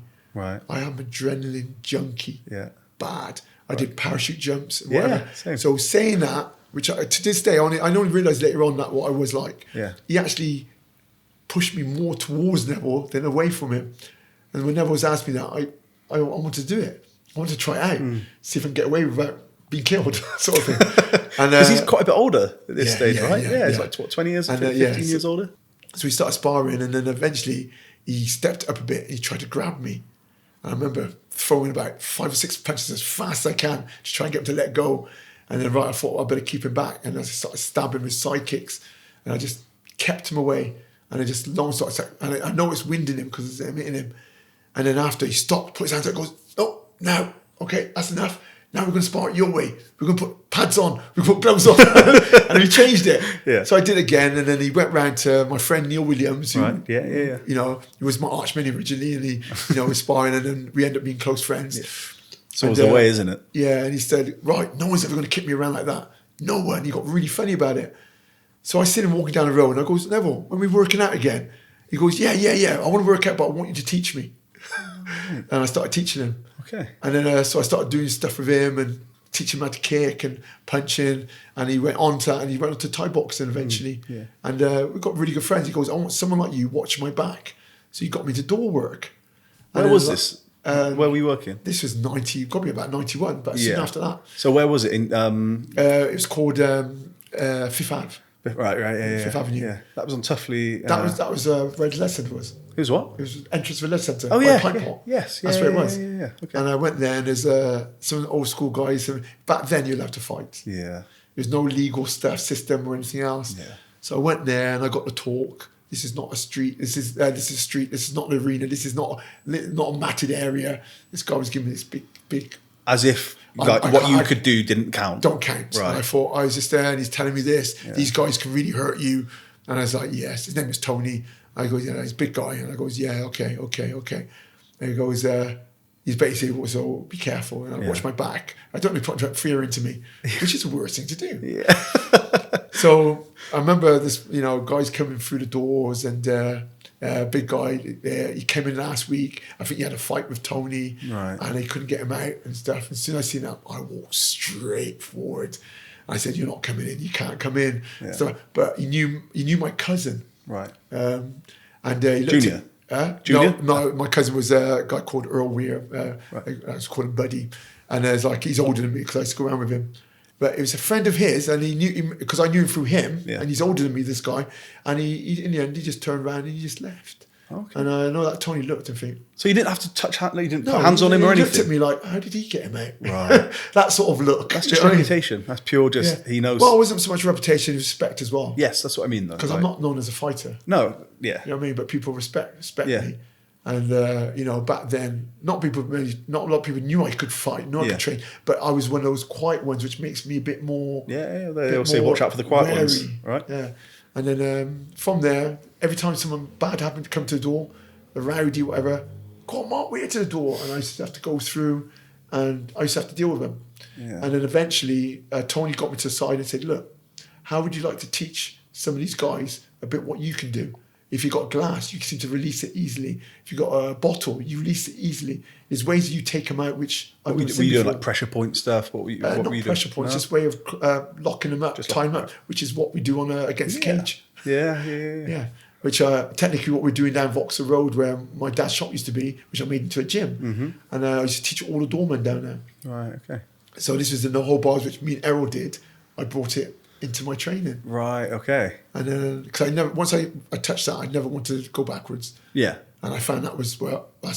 So it's funny. So you kind of world champ in Taekwondo, and then just kind of left Taekwondo there. No, I kept doing Taekwondo. But like in terms of competitions, I stopped. Last competition ever was 98. Oh, okay, so yeah. I did MMA in 96. Yes. Took me 2 years to get that first competition. Right. Because is that the grappling strike? Yeah. So I put a challenge out there. It was actually called Yoram. Right. Yoram was the first one. It was a guy called Buster Reeves in the Guinness Book of Records. Oh, yeah. And he was also in Mortal Kombat. He's one of the guys in that. Yeah, he went into acting and stuff. Yes. But he was the first one, and he's the first one ever to do MMA with me. So, you know, that's a bit of history for him. There you go. If he doesn't know that. See, I didn't find that in any research, and I did a lot. I think he's in America now. Right. But Buster Reeves in the Guinness Book of Records for psychics and stuff like that. Oh. And I fought him, and everybody else was just watching that day. I had people like Paul Daly, Alex Reed, all doing kickboxing. Yeah. There's some big names on there who was just there, just doing that, and they watched me do the first MMA fight. Right. And I'd get an MMA fight maybe once a year or something like that. Yeah. I'd put a challenge out. And so how did you do against Buster?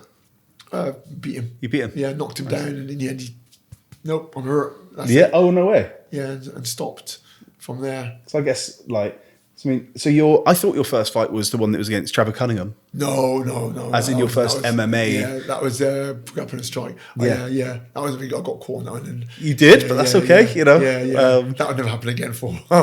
It didn't happen for a while. So what I've done, Mark, is I went around and I've tried to find as many of your fights as I can find. It's not all online. It's not all online. Yeah, well, but I found a lot. Yeah, I found I found like people that have recorded it on like terrible cameras. Yeah. But it's on like it's not on YouTube. It's on other sites. Oh, did you? Yeah, I found loads. Okay. I'll send it to you. The best ones, but my best fights, what got me to UFC, with a guy called Andrew Jardine, but I've never got hold of him.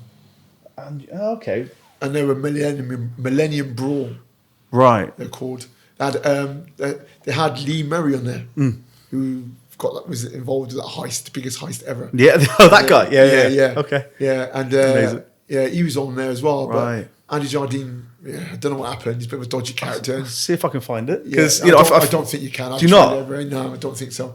But some of the best fights. The only one fight was shown because it was on Channel 5. Was a Natural Born Fighter. Right. And that was me. That was the last fight to get me into UFC. And that was a guy who's actually just been in UFC and came out. Who was that? And fought. That was, what was his name? Off the top of my head. I can't remember off the top of my head. But I know it's on YouTube somewhere. Yeah, because there's a program called Natural Born Fighters anyway. Right. And I was on there. Ian Freeman was on there as well. Right. It was a Channel 5 program.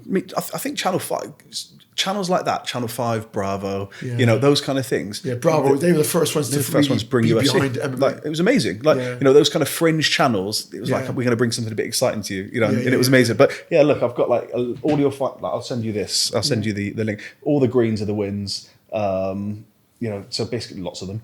But it was just everything from what I thought was your first to your last against Mickey Burns. Yeah. So you were 45 when you had your last professional fight, right? That was 2013. I stopped. And but Mickey looked good. Like, before he came in, you think, Yeah. he's going to do something. But he was meant to go to UFC and stuff. So second round. Yeah. First round. Yeah, first round. First round. Quick. Rear naked. Yeah. It's quick as well. Yeah, it was quick. Yeah. I mean, I guess that's the thing. As I was watching all of these, and I kind of wanted to put it together so then I could show Noah and stuff like that as well. But, so many of your fights finish early. Yeah. There was a lot of quick finishes, wasn't there? Yeah, lead up to UFC, I don't think anything lasts over about a minute or something. Minute and a half, yeah. Is that right? Yeah, but that's me peaking to take the next step. Yeah. I mean, so let's talk. So MMA took you from Gloucester to, a list of countries: Morocco, Canada, the US, Sweden, Japan. No. I don't remember. Yeah, so I think me everywhere. Yeah, taking me all around the world. Yeah, all around the world. And sometimes I was with other fighters as well. Because I went to Russia. Yeah. I went. Oh, really? I went loads of places and stuff. Was that to train? No, that was with other fighters. I took guys. Oh, right. As in you're taking people I was coaching. Yeah. As well. So I was traveling all the time, everywhere. Yeah. And it was quite good. Yeah. I mean, your professional record was 21, 18, and 1. Yeah. That's not accurate, but yeah. Is it not? Tell me what's accurate. I really don't know. You don't know? Because a lot of the fights in the early days were on mats. Right. And wherever they could come in, I was travelling here, I was travelling down up north, everywhere. And how many fights do you think you've had? I don't know. I was known to fight one or two fights per month. Yeah. In one fight, I fought week. You probably see on my record. Yeah, I fought the week after. Yes. I was fighting every time. On average, I was trying to fight twice a month. Right. And I was doing that for a long while, which is a bit unheard of. I mean, it's prolific. Think of a UFC fighter now fighting. No, they wouldn't do that. I mean, they fight 3 times a year, three times at most. Yeah, I think. But that's the price you pay for pioneering or that's where I'm getting to. Is how do you reflect on that? So that record there, that's not quite right. You think it's not quite right. So, but how do you reflect on your record, like as a professional fighter? I just think I had to do what I had to do to help the sport grow. Did you care about that? Were you when you were doing it? You were thinking that. So tell me, so you're often called a pioneer in MMA, and what does that mean to you when people say that you're a pioneer of the sport? I love it because great reward. Mm-hmm. A lot of things was hard. Getting it going was hard. Mm-hmm. A lot of times I had to bow down to people.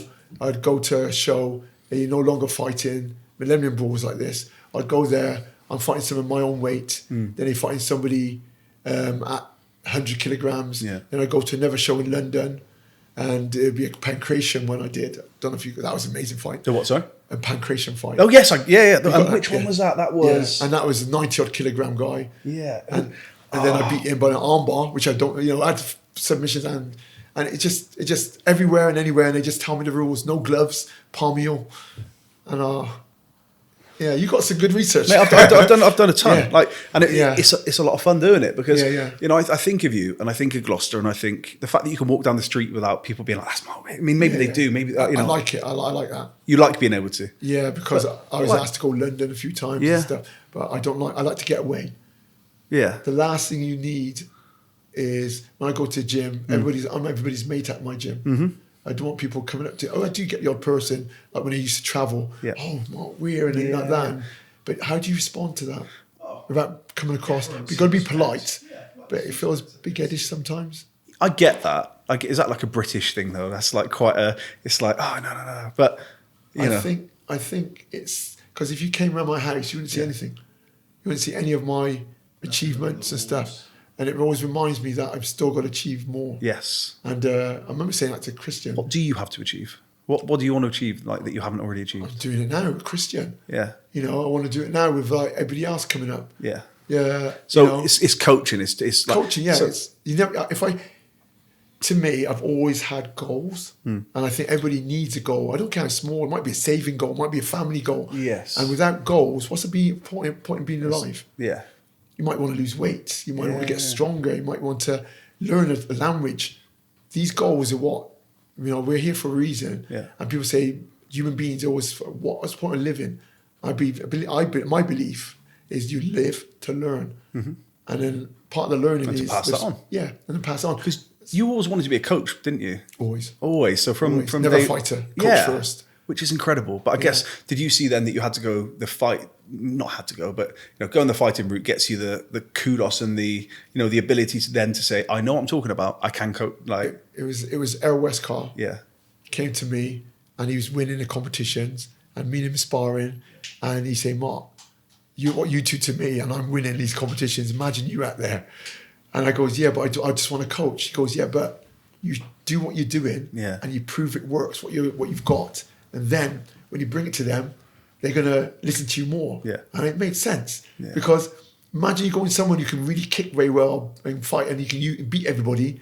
Then you're gonna wonder what is he doing to beat these guys. So then I entered the competition and I went through them like nothing whatsoever. It was really like boxing. Yeah. It was like boxing all over again.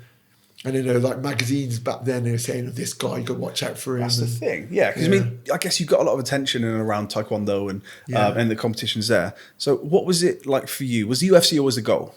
No. Okay. What was the goal? Like, what you're talking about goals. Like, so you're professional mixed martial artist. A personal goal, because the way it was back then, there used to be a bit of animosity between Taekwondo is not as good as Thai boxing. Right. Thai boxing is not good as Lao Gar. Lao Gar's not good at, Wing Chun. There used to be all these boxers are better than... It was funny because, like, I guess, as I said, my introduction to UFC or, to MMA in general was probably Ultimate Fighter, like lots of people, Ultimate Fighter, and then when you start looking back at the history of, they would show the repeat, so, the UFC 5, whatever it was.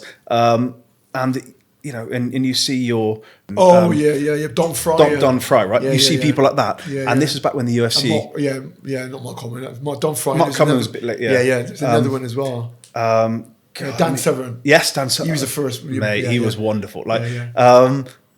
But, you see these guys and UFC's at a point where it's like, it's testing martial arts against martial arts. Yeah, wrestlers against this. And you see absolute monsters like... Maurice Smith. Bob Sapp. Bob Sapp. Oh, yeah, he came later on. He came later on. People Maurice like that. Smith won in the Ultimate Fighting. Yes. Yes, he did. But he did, and he beat him through kickboxing. So he suddenly realised that kickboxing had a wave, because wrestlers had a wave. Yes. Then jiu-jitsu had a wave first. Wrestlers had a wave then. And then with Mark Kerr and all these other guys. And then after that, kickboxing had a wave because of Maurice Smith. That's incredible, isn't it? When you think so, that it feels like that's what it was. UFC was pitting people against against style. Yeah. And then Gracie comes along and shows everybody what that it's was like. First wave. Yes, Gracie comes along and shows everybody what it's like to be this tiny guy and I can piece you up still. So I loved it. But then I think everybody's like, no, just mix it. Literally mix martial arts, right? Pull it all together. Yeah. So for you, it was like, I guess, a fusion of Taekwondo, kickboxing. You said you did a bit of judo. Yeah, I was lucky because I was world champion at Taekwondo. I had access to all different martial artists. Yeah, and they all wanted to meet me. We trained together, and I remember getting together. There must have been about different coaches, about 12 different coaches in one room. Wow. We all warmed up as together. in different like fighting styles. Yeah, and we were all different. We had different segments. We could take a bit. We were just organised between ourselves. Yeah. And we just took a bit to put a bit of class, and we would all interact. And some of them I used to hang out with and learn what I can off them. But me, I was like a sponge. I learned fast. Yeah. So I was like pinching it really, because you can't show me yourself if I don't master it. And I would then go off to someone else and try it out. And but I've always been into learning the whole of martial arts. Yeah. Not just one area, because I was originally a boxer. Yes. And then I realised there's kicking. Yeah. Then I realised there's way to throw. And I realised as I wanted to know more and more. And then as soon as I seen the first UFC, it just sunk in that, especially with me sparring with Errol. I just wanted to do more like that. So you saw that and you thought, okay, that's a goal, to get to the UFC. You're not saying it's the primary goal. Yeah, but like I said, back in the day, everybody was saying who's the best. I guess it was loads of disparate organisations as well, wasn't it? It wasn't what it is today, where you've got the main, you've got that, and maybe Bellator, and if you others. It was like lots. I just wanted to prove that Taekwondo was not the worst, right? Because they said, "Oh no, Thai boxing is better than Taekwondo," or boxing could beat it because they're full contact all the time. And in the end, I'm a big Bruce Lee fan now. Yeah. Muhammad Ali first, and Bruce Lee. I used to read all his theories. Yeah. And I used to watch his movies. Of course. And he says it's nothing to do with the person's style, it's an individual. Yeah. And it made sense. because I said I can beat everybody at their own game. You know, because back then I was sparring people at their own. Someone I used to find judo guys, I could end up throwing them. Yeah. Kickboxing, grappler, jiu-jitsu, I was like grappling them. So I realised it's individual. I'm picking things up. So there's other people out there who could do that. Yeah. And I was looking for other people who's gifted, and I came across a few of them. And I used to interact. Leroy Midos, he's one of the main guys, the first guys to fight in a UFC 1 when I first came over here, 38 I was on. But it's a shame because he was in the Natural Born Fighters. He's an unbelievable MMA fighter, but he didn't get the recognition. I do feel a tiny bit like the age at which different fighters came into the game, like if they had their time again. Oh yes. Yeah, do you know what I mean? Like, you know, you see Yeah. certain fighters and you think, what if you pick a Chuck Liddell up and put him in today? Yeah. Is there anybody on the roster now that you look at and you think, you know, God, I would love to have fought them? Yeah. Like who's middleweight now that you? that you Alexander was a good one because he's meant to be Adesanya. pound for pound. Yeah. You know, they're tall now though. I mean, Adesanya's what, 6'4"? Oh, I think so. They're really tall. Yeah. The reach. Yeah. And you'd have to get past that. And he's got good timing. And, you know, so when I think about it, I was good at adjusting. And I had tall guys when I did Taekwondo, and I'd fight any weight. Yeah. I bet you were probably one of the tallest middleweights when you fought anywhere, right? Oh, so you're what, I was 6'2"? tall. Yeah, You're 6'2". But I was, and I was quite light for my weight division. Because I didn't have to worry about my weight because I trained that much to try and keep my weight down. Super lean. Yeah, because I didn't really want to. Bulk up and then cut down because I didn't like the process.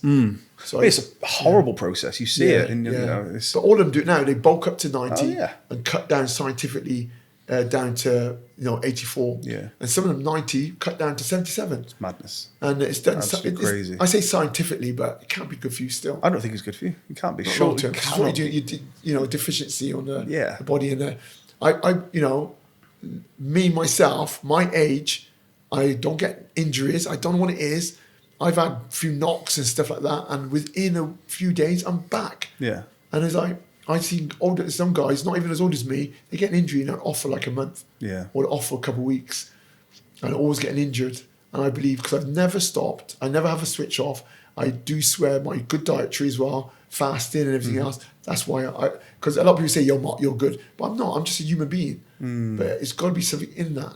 Yeah. You know, you're about other people who has good metabolism and heals fast and very hardly injured. Yeah. And you look at them, they're normally like BJ Penn back in the day. He was a good fighter. He went different weight divisions. He was phenomenal. He went up how many weight divisions? I don't know how it was, but and he won at everyone. Yeah, he was incredible. Shida come back down to lightweight and it's an amazing guy. I mean, you look at like a Cormier as well, and you think like incredible that guy athlete. Is not that tall. No, I understand. Yeah, as I understand it. Every time I got him, every time he comes in a cage or I come across him, I was thinking, how the hell were you light heavyweight and heavyweight champion? Yeah. And the record he has, it's great. He's got to be phenomenal. Yeah. Because he's not the right height at all. I tower over him. Yeah. I don't actually know how tall he is. Never really thought about it. Obviously, he's a stocky guy. He's a stocky dude. But even that, he hasn't got reach for in his on his side. He's not. No, he's not so long. Technical and amazing guy. Yeah. Every time I see him, I like to say the same thing in my head. How did you beat these guys? I mean, you see some of the guys that like heavyweight, they're massive. They're tall. Oh, as yeah. well. I mean, like Christian. Yeah, he is. I can't remember when he finished fighting, but I'm just trying to think of some of the people that would have been in and around the divisions in that time. And have reach over him and everything else. And he must have a strong mind because he never got psyched out. Right. Or he might have my thing about get adrenaline rush. I like a fight. And when I fight, I just. Is that it? Do you just like it? You never once back down from. You never worried about getting hurt. You never. Right. All I can say to someone, picture this: there's a thing called cage fighting, right? And it's linked to dog fighting. Yeah. And people say you're going to put two guys together, minimum rules. I'm going to go turn up. I don't know what gloves I'm wearing. I don't know what rules are going to be. Yeah. Knees, stomps, whatever. But I turn up. I don't know what size guy I'm fighting, but you're going to fight. This guy's trained as well. Nowadays, that's not right because you got a disadvantage with size because you got good techniques. Yeah. But back then, it was only about you're going to fight. Yeah. And it's whoever survives. And I didn't care about anything but winning. So I was trying to bring myself to the best I can be, faster, sharper, stronger than best I can be, and hopefully outskill the person. Like that can't happen no more because it's been around too long. Right. I'd get hurt now if I You tried think? to do that. Yeah, I think I do. I think I will. How do you think you'd stack up now? If like, let's say you're 33 again, 30 again, right? If I was back down to probably 28, I think I'll be fine. Yeah. I was really, really good at striking. Yeah. I can, not beat my own drum. I could knock people out with my hands, knees, elbows, kicks, and I used to do it a lot.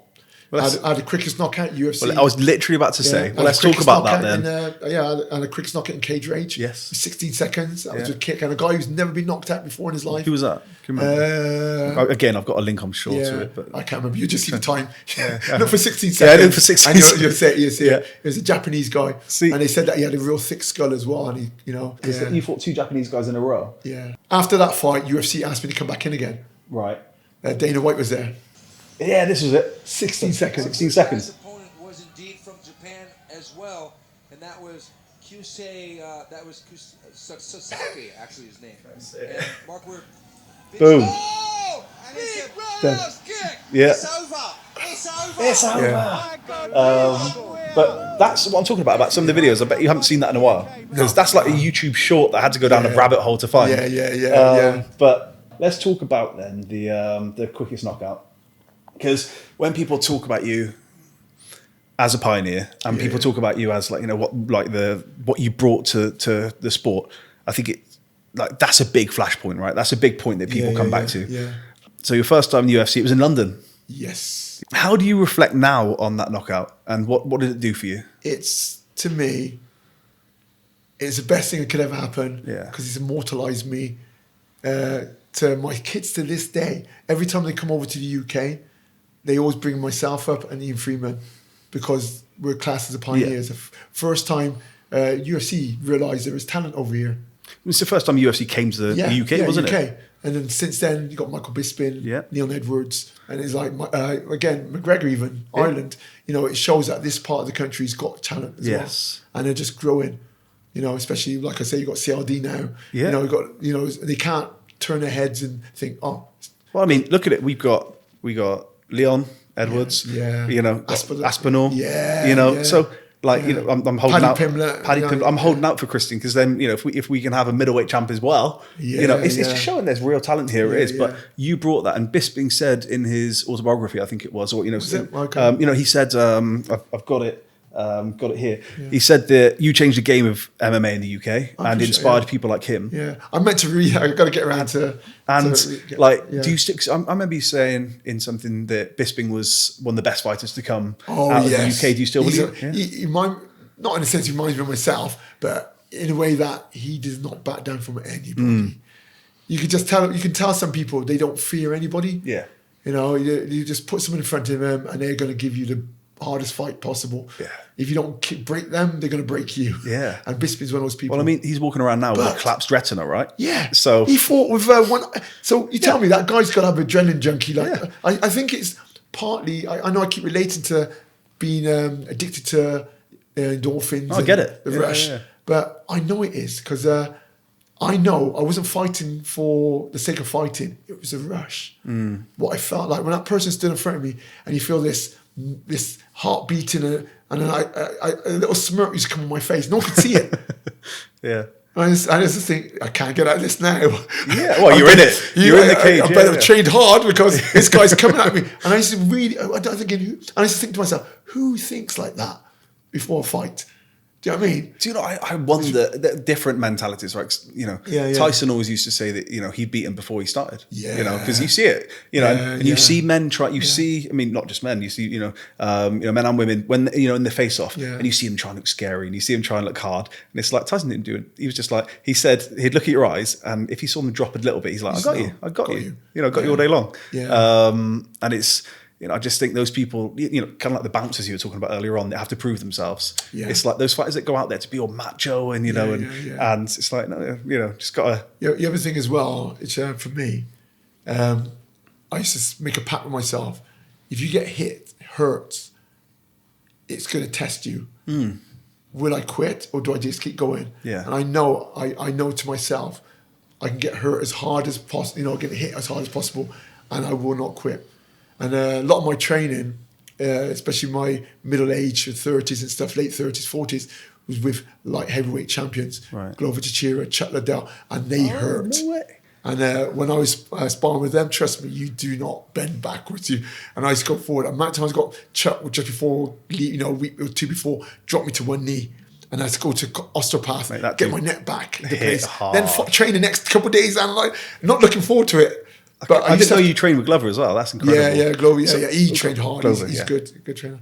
I've done a video. I've put your video, a video together of your fight, as in the knockout against Eugene Jackson, and Usain Bolt's 100 meters. Now, you know, now I'm going to show this to you because UFC said it was 10 seconds. Yeah. It's not 10. It's quicker than 10 seconds. But it's the first of its kind. No one ever had. No, that's why they didn't stop it straight away. In sport, tenths of seconds matter, right? Yeah. So I'm going to show you something. Okay. Because I put this video together, the starting pistol, and you two coming forward. Yeah. So that's the start of the fight. You know, he said, "Let's rock and roll," and you're moving forward. Starting pistol. You finish him, your last punch, and the fight is being stopped before Bolt's crossed the line. That's a 9.5 second. That's a 9.5 second. Yeah. Now, Mark, these things should matter. That's clever. So we'll show the video as well when we put this up. We'll chuck it in the corner. Oh, that's good. Yeah. But honestly, like I actually sent this to Lyle yesterday, and he said, "Oh, do you?" Oh, So look, right, you're forward.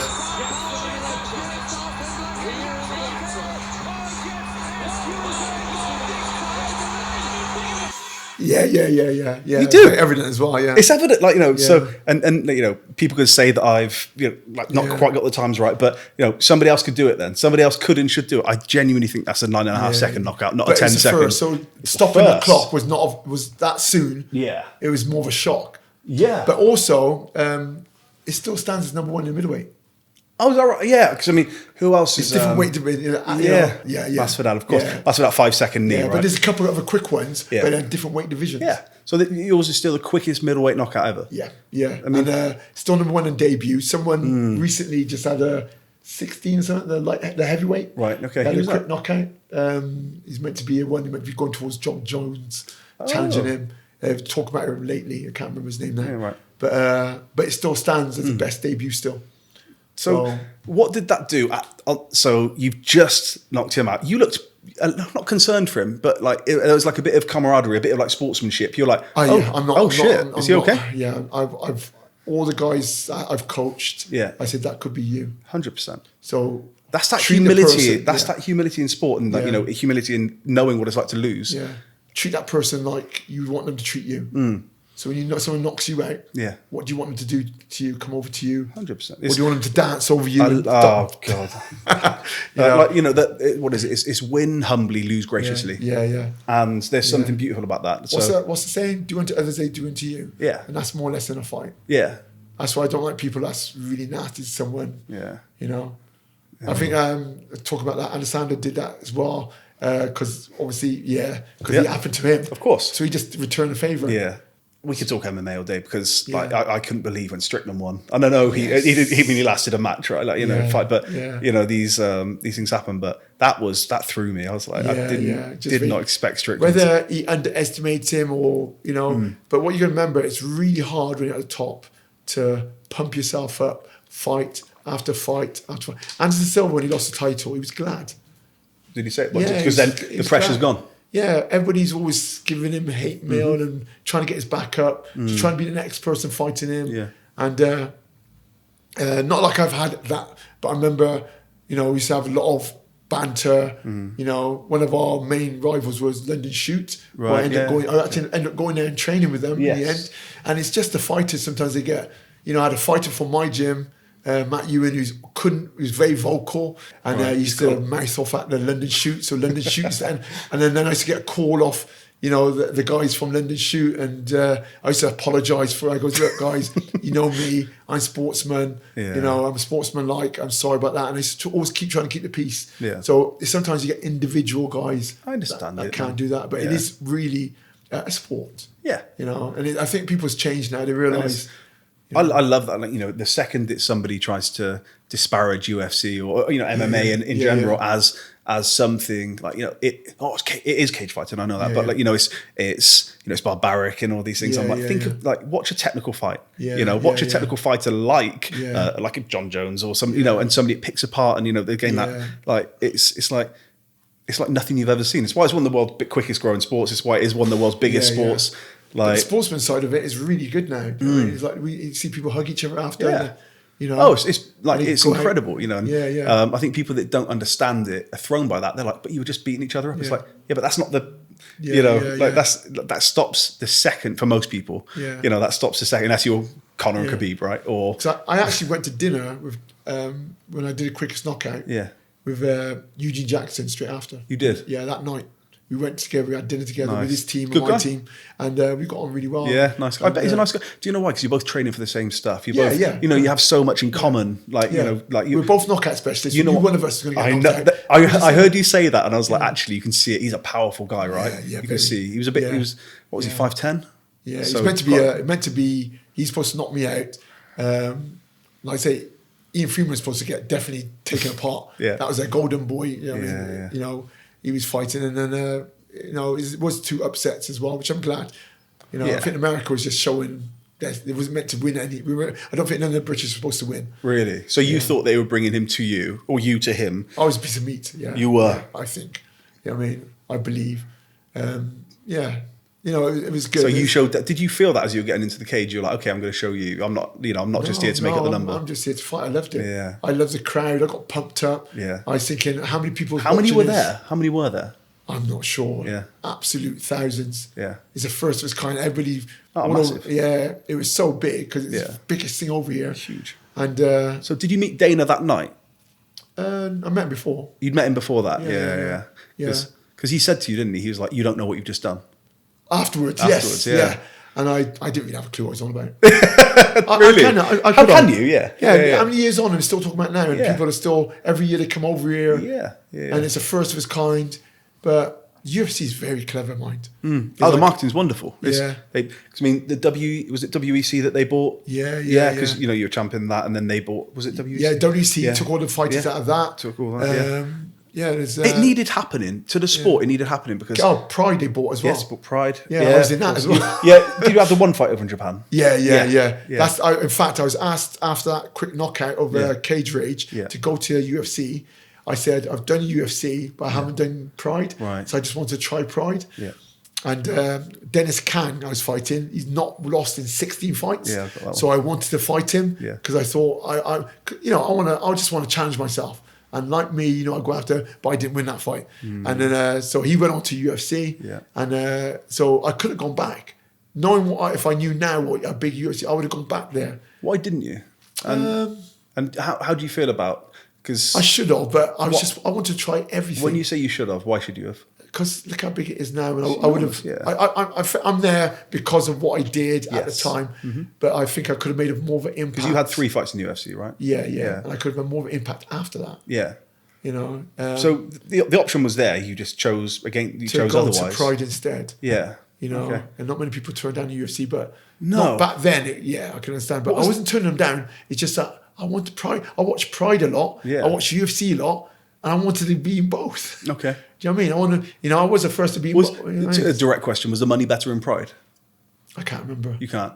And it wasn't about the money. No, I know that's. Because I had the gym as well, but the money's good.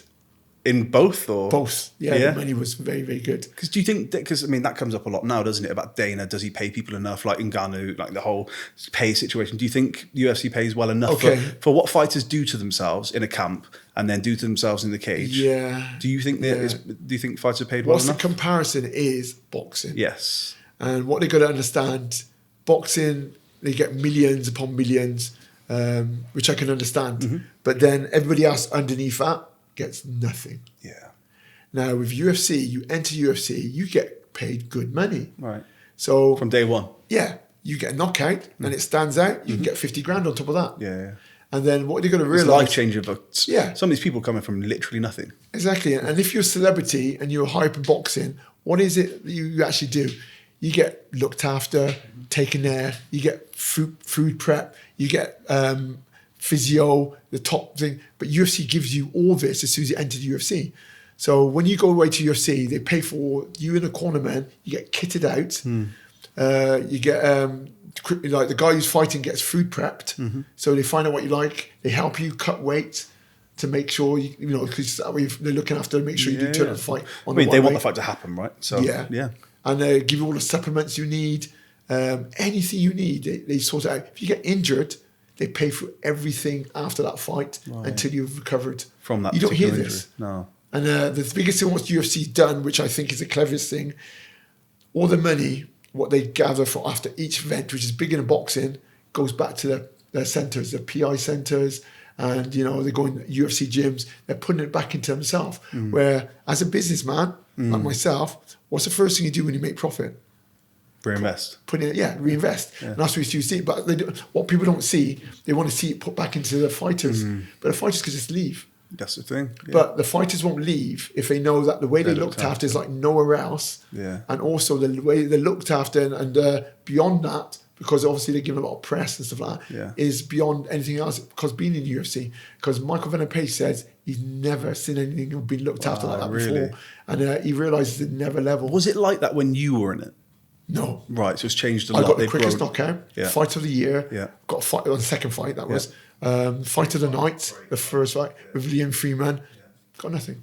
I got a pat on the back, got amazed. I could walk around America. Well, that's what happened, right? Because then you spoke to Chuck Liddell, because he fought that night. He was he main fight that night? No, he's fighting Babalu, I think it was. Right. And I went over to him because everybody was fighting with the champion then was Tito. Of course. And everybody wanted to train with Tito. So everybody's knocking on his door. Yeah, and I don't want to be like everybody else. Yeah. So the person who suited me the best was Chuck because you couldn't keep him down. But he's a good stand-up fighter and I love my stand-up. Yeah. So I asked Chuck, he goes, Chuck, and this is his words, I haven't got a camp. I just train with me and my friends and stuff. And that's how he trained at the time. He was just with other guys who, and I said, me and you, we make a camp as a joke. So you just had your debut in UFC and he's like, he's a name already. And then he's like, okay. Yeah. So I said, so I took his number. I mean, that's ballsy. He suited me most. Yeah. And I got on, Yeah. And then after that I called him and he's literally just lost in Pride. Yeah. He lost to Quinton Jackson. Right. And he's hurt his knee as well. And he said, I'm just recovering from an injury, but I can come home in January. So he gave me a dress and stuff. And this is a weird story. But so I flew over there, put my money in, went there, landed, looked for him. And I turned up. And this was Vegas. And he turned up and he was wrecked. As in? Partying. No. Yeah. I mean, you get that from him, right? Yeah. And there's a guy called Antonio. He was wrecked. And he was in UFC as well. And he's a good friend. Major. Me and him got really close. Nice. And he goes, right. He's stuck in it. He goes, you have a drive car? I goes, no. It's a stick gear.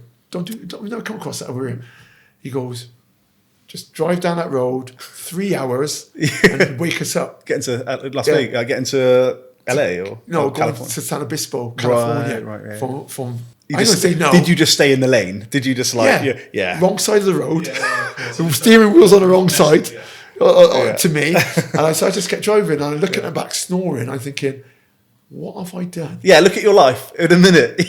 But that's just choices you've made. And Yeah. sometimes people talk about luck and things like that, but you put something in place there. You put something in play. You're like, you went to Liddell when other people weren't. Yeah. You said, I want, let's make something, and then all of a sudden you got them drunk and snoring in the back of your car. Yeah, the back of they the car. took the mick out of me for the whole of that 6, how many weeks I was there, laughing about, this guy's jet lagged, just come off from England, we stuck him in a car, told him to drive how many miles. It's funny. I could find a joke. At first I couldn't. Yeah. But, because I was thinking, that is terrible. But they're kind of apprenticing you. Do you know what I mean? And then after that, he took the mick, and then we went into training. John Ackerman beasted me. Right. And he absolutely loved the way I moved and flown. And I remember sparring, I dropped 4 guys in a row to the body and stuff like that. Just kicking. And he goes, Weir, Liddell, in that corner. And then that was how me and him. Then after that, he chaperoned him.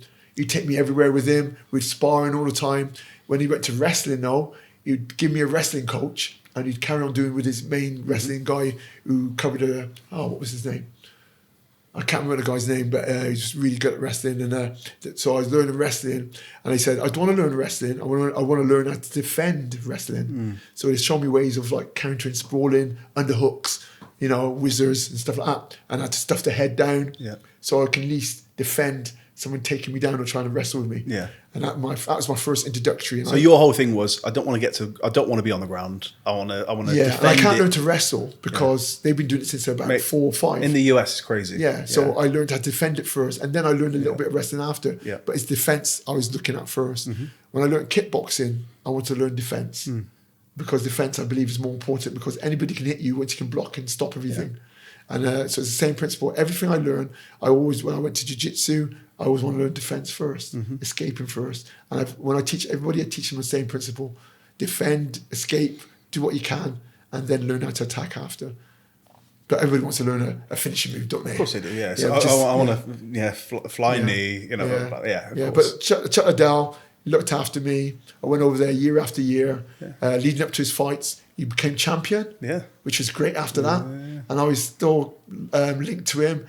It's nerve-wracking watching someone on TV. That's why I've never experienced that before, fighting. I used to feel, like every time you beat someone, knocked him out, I was shouting the house down. It was great. Are you still friends? To this day, yeah. He messaged me after Chris's last fight. No way. What did he say? I showed Christian. I go, no, look, Christian. This is who's watching. Yeah, but I introduced Christian to Chuck. I went over and he took us out for dinner. Okay.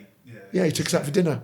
And, it's a nice place. It's massive. Where is he? He's like gated community he somewhere, was in Hollywood. I'm not where he is now. I'm not sure. Because he obviously might move around. Yeah. Is he coaching? What's he doing? No, I just think he's just not living life now. I've seen him a few times watching UFC. They promoted him on there. Right. But that's it. But I talk a lot to John Ackerman and stuff like that. Literally, Liddell was among the first names. McGregor of the time. Oh, mate, he was Randy Couture, him, Tito. These were the names as I was coming in, and then Forrest Griffin and those guys start coming in for it. But Chuck was like that to compare to everybody else. Oh, he was and he was, I think, one of the first people that got branding. Yes. Personal branding. Yes. Right? Like, the handlebar thing, that's not an accident. I know that he's probably had that anyway, but like the head blades. Exactly. And that sticks out. Yeah. Iceman. Yeah, Iceman. Iceman. Yeah, and his theme with his arms. Yeah. On the thing of nicknames, how did you get Wizard? It was just I had a couple came to me, but the one which I liked was because I'm always creative. Yeah. I was always, and I actually learned while I was fighting. When I fight, I'd do something. I quite liked it, and I'd do more of it because you can do all the techniques. But it's only what works while you're fighting is really valuable. Yeah. So every time I fought and I found out it was a good technique I'd add to it. Right, okay. And then I could go home and practice it. But then at a certain age, and I still don't know to this day what happened, it stops. And then what happened, I'd have to train and in a gym, develop stuff in a gym, and then develop it to use it in the fighting. Right. So there's a transition. Did you do a lot at home as well then? I do a hell of a lot. Yeah. I'm always dreaming it, thinking it. Yeah. Yeah. But even when you were like first starting in martial arts, were you like, what was it, heavy bag in the garden? Like what was the Yeah. My mum puts me in the garden and hitting a bag. My dad had a carport for the what carport is because they had a Mercedes and stuff like that. Nice, okay. So they didn't park it; they parked it in front of the house, and I matted it out and made it into a gym.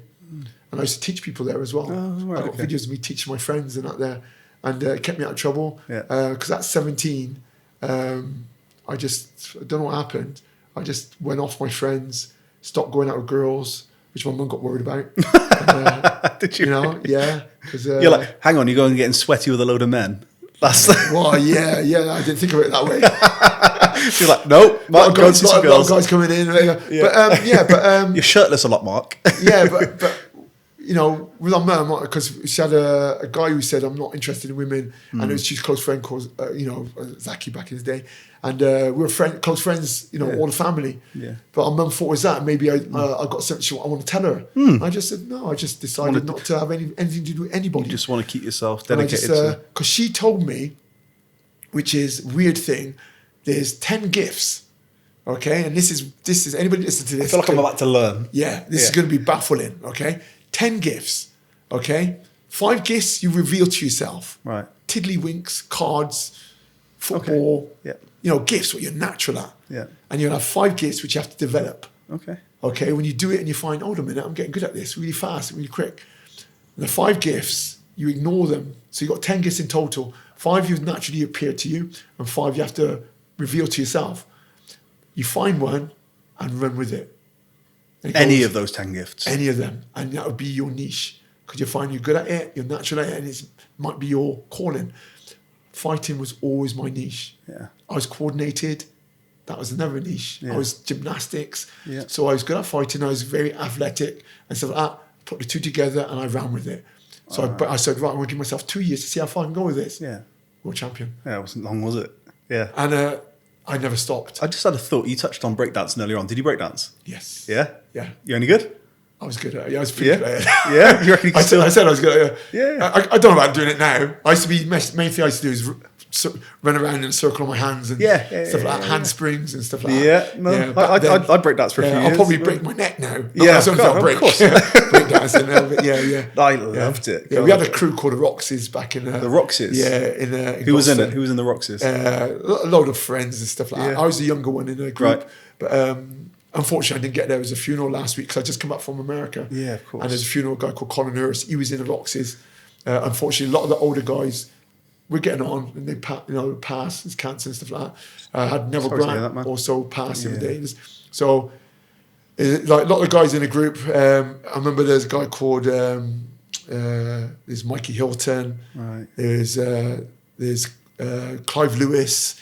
Yeah. There's Andrew Lewis as well, his younger brother. Yeah. There was a lot of guys in there. Nigel Waldron. Anybody listening to this from Gloucester might know. Which I love, and that's why I'm asking, because Yeah. I think the kind of people that I'm speaking to for this, you got your Brian Cox, Succession, Yeah. storied, incredible, Olivier Award-winning actor.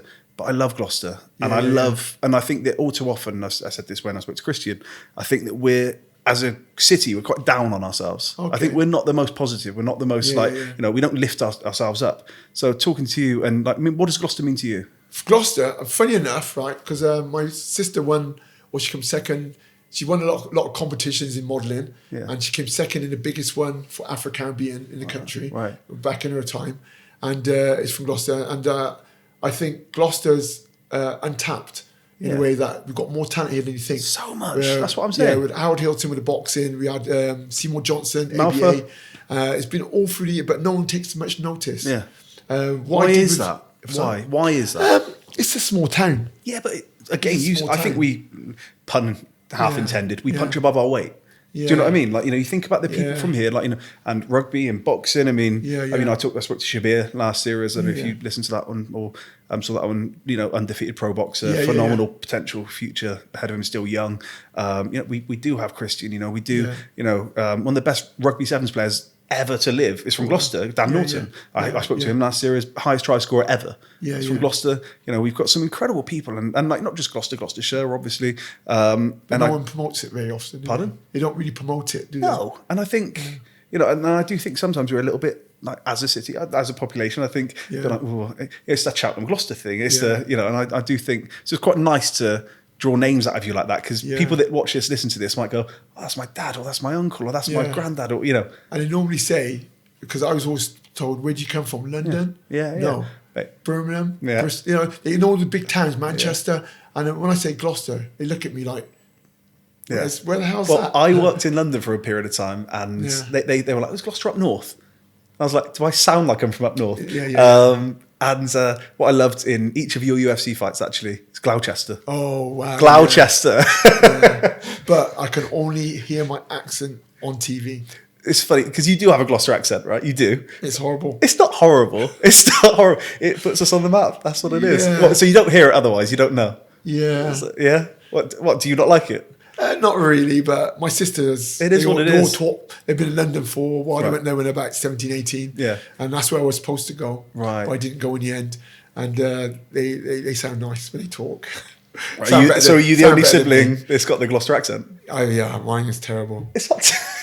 Mine is terrible. I just think it is what it could be is. better. At a certain point, and before doing this, people are like, "Oh, don't you hate the way you sound?" Or and I'm like, "Just sound the way I sound." you know, and yeah. like, you know, your voice is like, you know, you're not going to do much about it. Yeah. Like, I think I was from a young age, I was like, I don't want to sound really Gloucester. You know, I don't want to sound, get a few drinks in me, and I definitely, you know, you'll hear it. You know, you'll hear the R's coming out and there's different eras, different accents.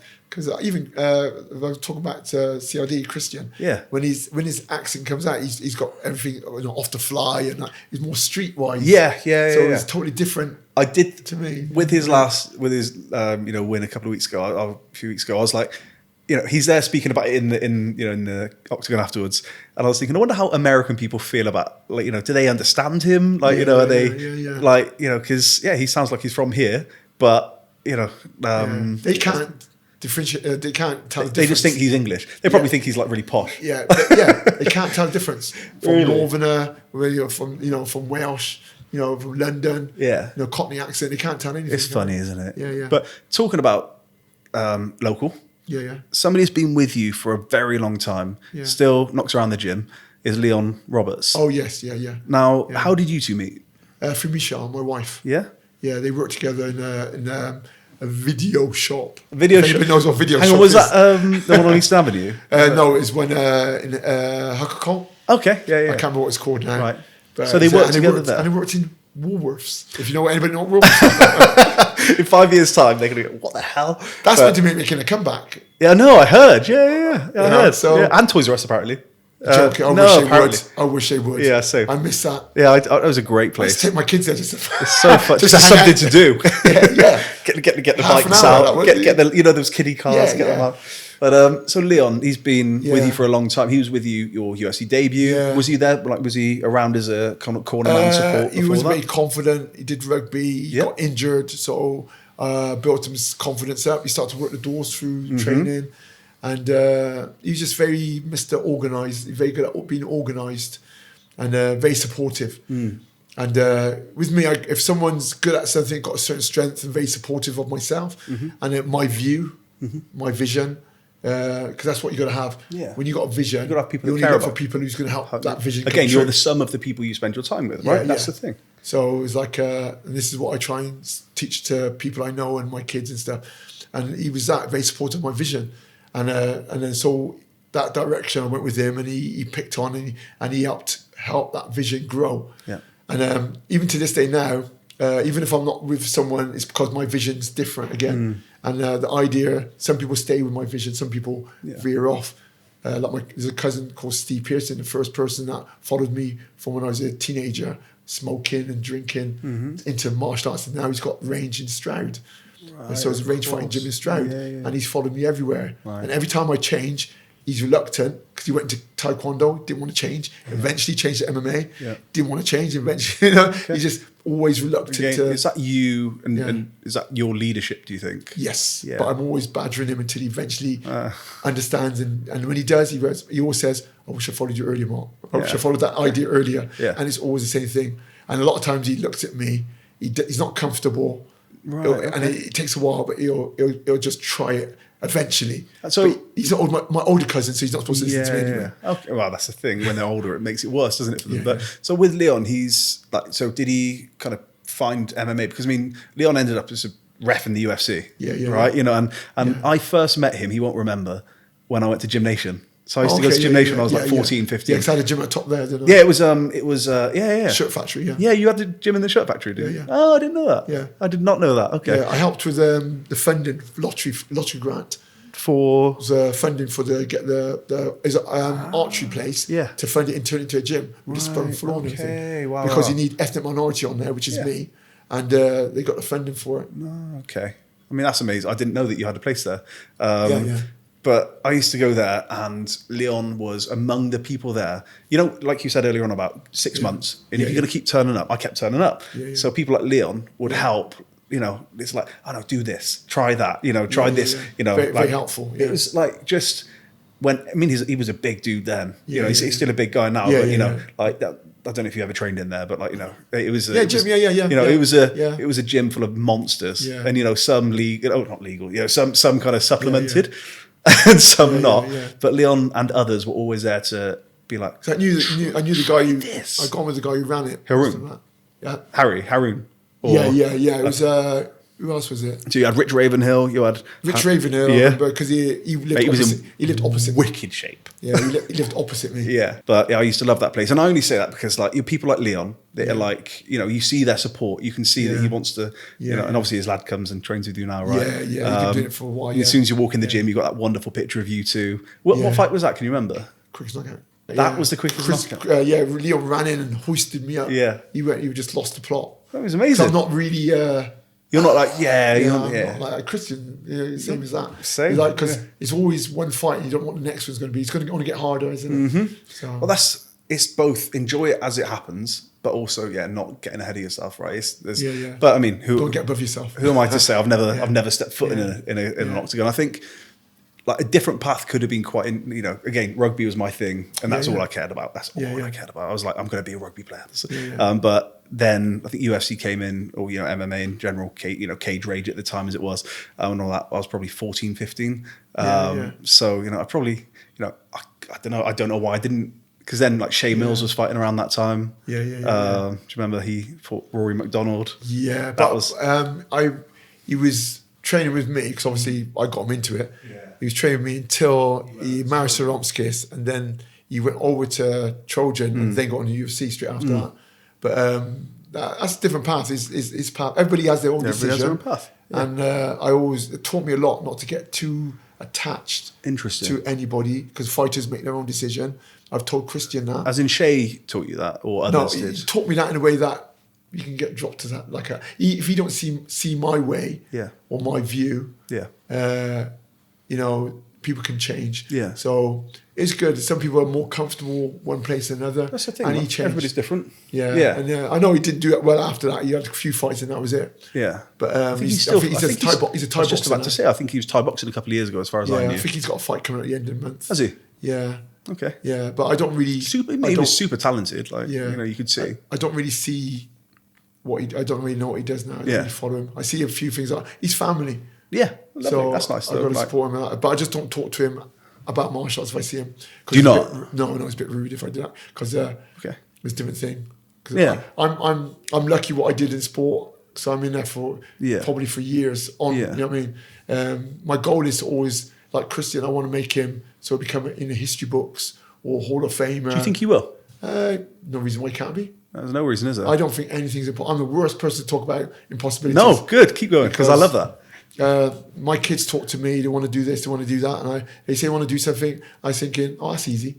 Well, you can do it. Yeah. Because I don't know what. If they feed off you, if you say, okay, well, that's going to be a hard work, but we can do it. That's negative. As soon as it goes, okay, piece of cake. Even make a joke about it if you have to. Yeah. And then say, right, but put pen to paper and then process elimination first. What do you have to do to get there? Yeah. Who do you know what's got there before? And then whatever they've done, do it better. Yeah. Because I think some people look at that and think that's like a cocky way of looking at success, right? It's a positive way. I agree. Yeah. I do agree. I fundamentally think, if you think you're in the wrong room, or if you think you can't do that thing, then you won't do it. There's that saying, isn't it? It's like if you think you can, you can. If you think you can't, you're right. If you think you can, or if you think you can't, you're right. Yeah. And I like that. It's like, why not? And there's no one right path. But I mean, and if you think maybe you might do it, then you probably good luck. Yeah, right. It is true. That's what it is, isn't it? Because just saying that about Shay and family and things like that. Did you ever? Were they ever, not a distraction, that's a horrible thing to say, but, did you ever think, this might be easier if, my sole focus was fighting? There's no other MMA gyms around when I first started, so I have to have a gym, but also I wanted to fight. But to get my team of MMA fighters around me, if there's no gyms, there's very few around the country, to get MMA fighters, I have to run a gym.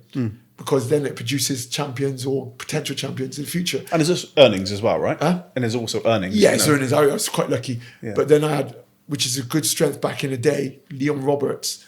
I had a guy called Chris Hughes. I had so many guys who support me. And when I'm away in America training with Chuck and John Ackerman and whatever, they used to run a gym for me. And I never had to look over my shoulder. My wife was really good.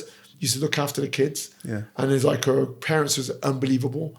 And so I never had problems. You had that support. Yeah, that support. And it's like I said, even my wife, when we met, she was in line with what my goals were. She was into her health and fitness. And you know, and she's very good at cooking. Like Probably wouldn't work otherwise, right? Like, you know, if you're so like, Yeah. if you're like you and Yeah. you're single-minded and you've got goals and you've got, Yeah. like, you know, you want to beat the world, literally. You know, it's having somebody that understands the sacrifices and understands the dedication to it. They say, which is getting deep like my mother. The world gives you signs, and you can do two things: you can choose to ignore it, or you can choose to run with it. Yeah. Just like the gifts. Yeah. Okay, you can't tell me there's something you've not done. You think, wow, you're good at that. And then people go, oh, okay, you might boast about it, but then you just walk away and not do it again. Yeah. But what could that develop into? That's your gift.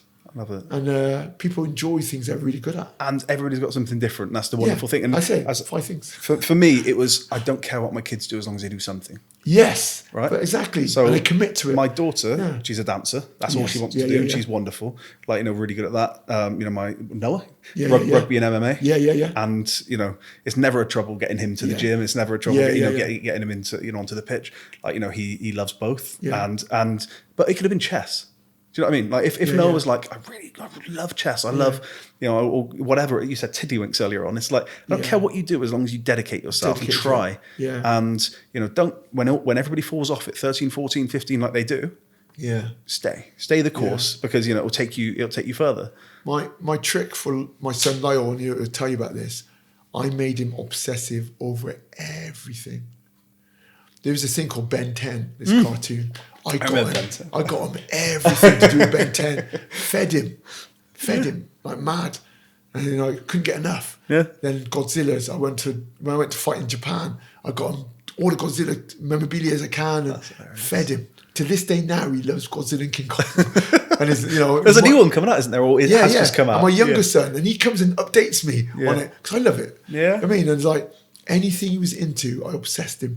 One time he was into rapping, so I got him some musics without people singing on it, just instrumentals. Yeah. And he was rapping all day long, and I just obsessed him with it. Yeah. And I record him, and you know, it's funny you say that because Yeah. I've said before when speaking to people on this, the things that jump out to me for anybody in any level of success, it's not about money. Nobody you know, you didn't get into fighting to make the money, right? No. Like I've heard you talk about financial security and ISAs and things like that. You know, that's, I mean, did you have anybody advising you or? My mum.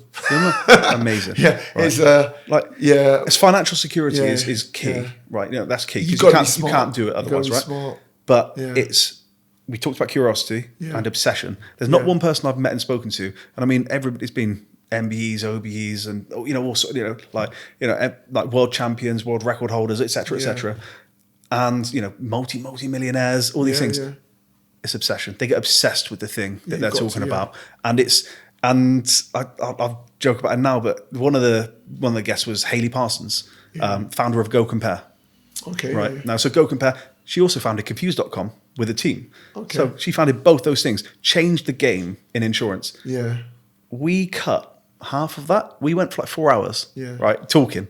We cut about half of it because it was all so in the weeds, insurance detail. Yeah. And I was just sat there, I was in awe. And I'm listening, I'm trying to take it all in. Yeah. I'm in awe because I'm like, this person knows everything there is to know about insurance. Yeah. And she was like, you know, I'm obsessive.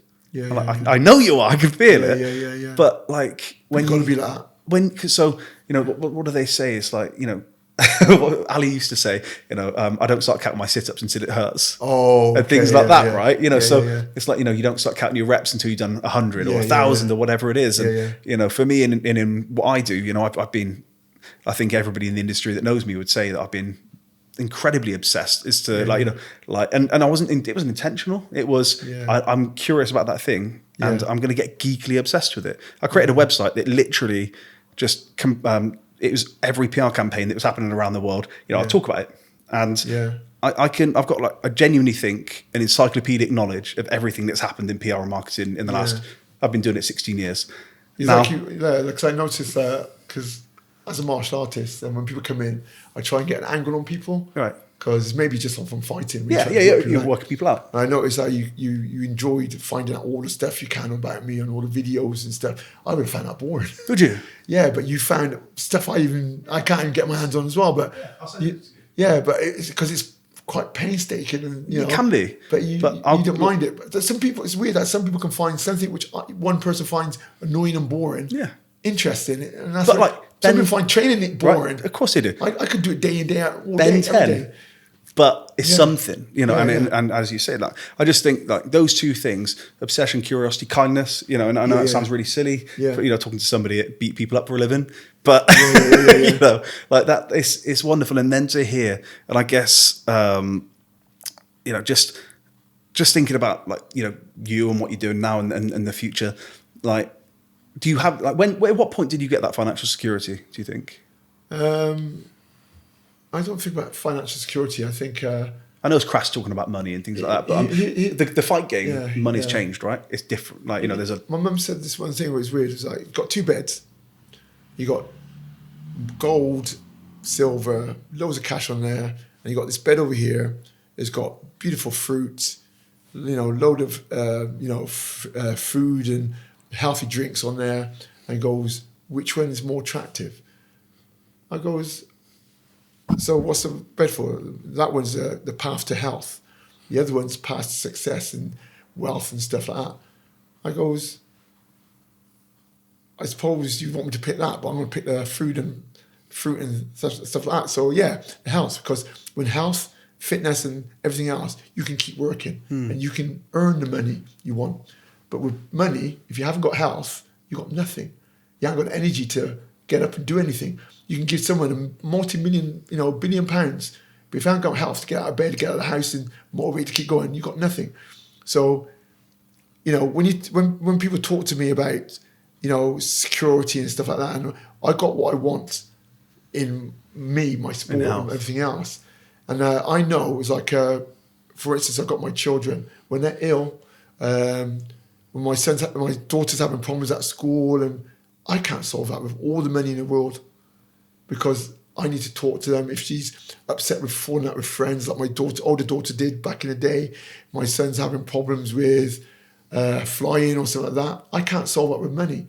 It's me to be, as a father, as you know, as their best friend, I've got to try and talk them through it. Do you know what I mean? Money can't buy you everything, can't buy you the most important thing. And then I think if, for instance, you know, like Noah, if he's falling out with someone and he might have a relationship problem, how much money we can take you to solve that? Nothing. The most important thing is you can't solve with money. And then once I realised that when I was younger, I realised it's a complementary thing. And I get a nice relationship, great woman, great wife, and money helps to go away. But it doesn't solve you up. But what do I enjoy the most? Like I said earlier with my wife, going for long walks. Nothing to do with money. Costs nothing. Yeah, might have to get a car, might get travel, might even go somewhere else, might go abroad and walk, but I can do it right here on my doorstep. Yeah. So it's a bit weird when you say about at what point. When I got into UFC, I felt comfortable. Good. Because my reputation and people were flooding me. I had too many people asking to train with me. My gym was packed. It's never been any different since then. And this was, back in 2002. Before that, I was world champion how many times over. My gym was packed. You know, I did a thing called practical Taekwondo because of my door work. And this is in the early 90s. Never struggled. I've never struggled with my gyms. So I never had what some people have when they're trying to get business. I never really advertise. And so I was okay. And I realised it's not about the money. It's the people coming in, the friends I was meeting. And I was really, really happy. And I don't really like cars, because you lose money out of that. But I believe, like I say, true wealth is friends and family. And it might be corny me saying that, but I always say it's loving and being loved. That's what I say. It's loving and being loved, and you know, and that could be friends, that could be family. You know, so about 20, 21 is when I felt like I've made it. Do you know what I mean? It's like at that age, unbelievable. I know I truly made it when I did a UFC quickest knockout. Because it wasn't so much about making it one way. I think I want it, because like Dana said, I don't know what I've done. I immortalised myself in British history for the sport of MMA, which I believe is next 10, 20 years when I probably passed, it's still going to be... You're not passing in 20 years, are you? Well, no, but I'm just saying 20, 30, 40 years, it'll still be somewhere there, because it's going to be... It all started off, it might be a little snippet of me, Ian Freeman, might be like 10 seconds. But still... that would be great, you know what I mean? Yeah. And I think that was where... You know, when you talk about that, I think that's when I know I've made it. It's not about you know, I know it's comfortable. I never really thought about the pennies because everybody, it's like a magnet. You know, success attracts success. It does. Positivity attracts positivity as well. You know, all those things. And I mean, on that note, with crossover fights right now, and people chasing that cash, like, you know, how do you feel about the crossover fights? If it's entertaining, it draws people because I was always intrigued with the Ngannou fight and Anthony Joshua, and I did want to see it. But did you want to see Ngannou win?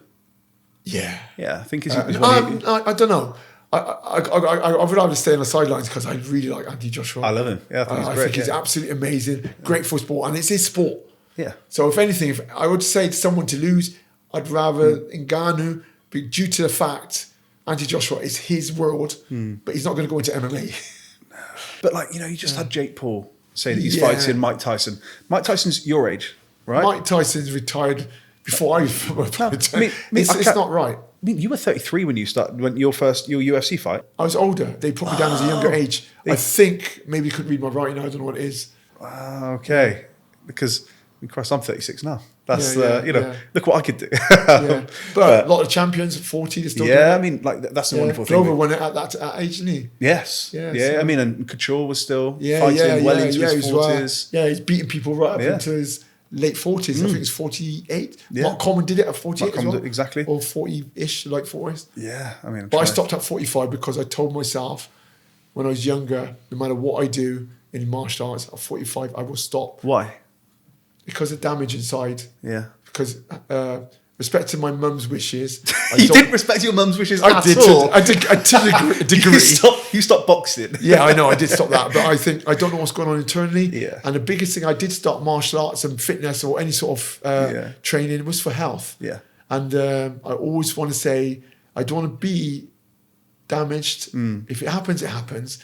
But if I can help it, I'm going to try and quit while I'm ahead. Yeah. And I've got my kids to look at. I've got grandchildren come in. And at the moment, I can put two and two together. My sentences nice and fine. And I'm not slurred speech. I'm not slow talking. We're talking CTE in and around sport. I'm quite alert. So I like to keep it that way. So do you think you just, like, is there a degree of good fortune to the like any knockout that you might have sustained or anything like that? Or kind of, it's hard to get to a question around CTE because it's such a, any brain trauma. They say, correct me, you get brain cell a second. Right. You lose 1,000 for every hit you get. Right. Wow. Okay. So if you get a brain cell a second, how many seconds is it in a day, a year, a month? So that's great because you get loads. Right. But imagine how many hits for 1,000. Oh, mate. That's a lot. So you get too many. You've got a lot to catch up. Yeah. So within reason, the art, if anybody in the sport, reduce the chances of getting hit. When you're training, reduce the chances of getting hit. Well, you said earlier on, your first thing that you'd do when learning a martial art was defense. Defense, always. And it's because it's protecting what's right. Like, what. A lot of the guys I train, they're so hard to hit. Right. Eye gap, timing. All the top guys I've trained with who go on to do great things, they're really hard to hit and hurt. There's no one I really train unless they're doing it wrong. They're exchanging and getting into hard fights, beating up. You might get an odd fight, the one fight where, like you see in MMA, where you get absolutely slugfest. Oh, you have like Sean O'Malley the other day. Yeah. But that's rare. I mean, Vito looked. Yeah. I've had a couple of fights that got knocked out. I've been in a slugfest with some fights, but... I mean, your Alex Reed fight. But I didn't get beaten up in that. No, but beaten up more. That's what I'm saying. Oh, definitely. But it was a slugfest. That was a battle. I mean? So, you've been really in them. Exchanging and stuff like that, but that's part of the sport. Yeah. But do you still speak to him? Like, do you speak to anybody that you... Yeah. He tried to get me to fight again. Yeah. I got on with him, in fact. Yeah. I did get on with him. And he said, I had to get a nose job because of you and stuff like that. Is that what he said? He's on all the yokes and whatever. And because his life went in a real different direction. Yeah. But he was a nice guy. I spoke to him a few times. I got him to call this guy during lockdown to do a little chat on a podcast he had. And, I was like, he's very, very open to me. He's very nice. Yeah. He charges everybody to do anything with him. Oh, does it? With me, he's all right with me. So yeah. So who do you still... So you speak to Liddell every now and then by message, Only by message, and just to update him when one of my obviously Christian's doing well. It'd be nice maybe in a couple of years I got another guy and I could say, who's this? I don't know, maybe. Oh, if you've got another guy. Yeah. I got a few other guys coming through, but Christian's the first. Yes. For a while, because I got rid of all my pros and stuff. Yeah. And he's the first. So what did you see in Christian when you were training him? He was just obsessive. Yeah. And what do I say? I like people who's obsessive. Yeah. And I just say to him, I go, it's either one or two things. You're gonna, get bored and quit because I'm pushing you too hard, or you're just gonna go with it. And he turned up every morning on a Monday morning. We'd do rolling, escaping, nothing but escape, block, defense. Really hard work. Anybody else would be sick. It's 3 minutes at first because we couldn't do any longer because it'd be too much for him. And then he went up to 5 minutes, and he just wanted more. And then during the week, at night, he'd want to train again. Anytime I got someone one-to-one with someone, he'd hang around, pick up what I'm teaching them. Yeah. And then went on to 5 minutes, and then tried to get someone else on a 5-minute one with us in the morning. Yeah. And the guy said, I can't go work after. I can't do nothing after I trained with you. Yet Christian was going on to work after. Yeah. But he conditioned himself. He got from 3 minutes to 5. And that was the norm for him. And he was just obsessive. And so the more I learnt, the more I had knowledge-wise, I'd pass it on to him. Yeah. And like I said, I'd tell him little And ideas. you're still learning, I guess. You're still learning as well. Yeah. And then the game evolves. It's gone reverse now because Christian's where he's at when he goes to UFC. He's watching stuff. And I was telling him about dietary stuff. He'll update me. He'll tell me about strength conditioning stuff. And I'm learning from him. Yeah. And why I do that, because I learn from him. So it makes the journey shorter for the amateur guys I'm training to go to pro. And I'll study and I'll do stuff for Christian. I see how he adjusts. Personally, he adjusts for his style of fighting. I mean, Christian's style is very, yours was quite unique. We talk about Adesanya, we talk about Silva, we talk about Christian's style is very unique. You don't see many. I remember, one of his fights. I believe that's where everybody's supposed to be. If you look at the champions, they're all unique because they haven't got a set way of fighting. They're creative. Yeah. Again, an Aspinall. You look at an Aspinall and you think, you've not seen a heavyweight like Aspinall. No. You just haven't. Yeah. It's I mean, talking about champs again then. So what does he bring back from Renegade, from Leon's place? Hell of a lot. I go down there on a Saturday sometimes to watch. Yeah. And Leon, the others, okay and whatever, but Leon is very intuitive. He's very switched on, really. And he'll come in, he'll tell Christian something, and Christian absorbs. He tells Christian's like a sponge. Yeah, you can see it, yeah. And he's learning and he's trying it out, and it's very complimentary because they're both in the UFC as well, which is great. So I mean, they're not cannibalizing each other in any way. They both got their divisions. No. I can't imagine one's going to fight in the other. No, so iron strengthens iron. He's middleweight. I love that saying. Iron strengthens iron. Yeah. It's great. It's true. Yeah. And the way it's going, I can see only benefit. I got Christian to go up to Wales, and he was doing the Welsh training with the Welsh guys. Which is Jack Shaw, and there's a couple of other guys up there. And I said to him, which is great because the wrestling, and he's got some more pros up there because there's so many. Because he was the first one to turn pro at the amateur guys at the gym, and because he's pushed with me, he went faster and faster than anybody else. Eventually, when he switched over, I said to him, eventually you might find a gym which caters with more pros, which you might like. I remember saying this in my conservatory to him, and he looked at me. He gave me a look like I'm trying to get rid of him. Or like you're testing him in some way, right? Well, yeah. And I said, what I'm trying to say, whatever it takes for you to get to the top, I'm there watching you and I'm supporting you. Yeah. If you find a gym which has got adequate skill set and find that you gel and it's pushing you to the next level, you need to make that decision. And he goes, oh, I see what you mean. And, and I could tell Christian's turning it over. Oh, yeah. And he was going to Wales at that time and stuff like that. And then he went to a couple of times, I got people to help sponsor me to get him to go to Thailand, get him to go to Greg Jackson. You're one of them. And, and there's happy to, man. Again, positivity. Positivity draws positivity towards you. If you can support people, you can. Then when he comes back, he's got all this knowledge and he's shown me it all, and I'm learning and I'm picking up what he's picking, and I'm helping him to drill the stuff he's got. And then by chance, Leon won the welterweight UFC title. Then he went down to Renegades. Yeah. And that was it. He gelled like nothing. Really? Before he was so excited about what he's learning down there, and he's hands-on. Well, it doesn't mean he can't train at both. Do you know what I mean? No. It's nothing to do with that. Remember, it was, if anything, I had my blessings, and I actually suggested this in the past, and I keep saying to him, you need to do whatever it takes. You've got to be selfish. You have to be. The life of a sportsman is a selfish one. I spoke to James Cracknell. And his whole thing was, to do what I do is the most selfish thing in the whole world. To be as dedicated as I have to be, and nothing can come before it.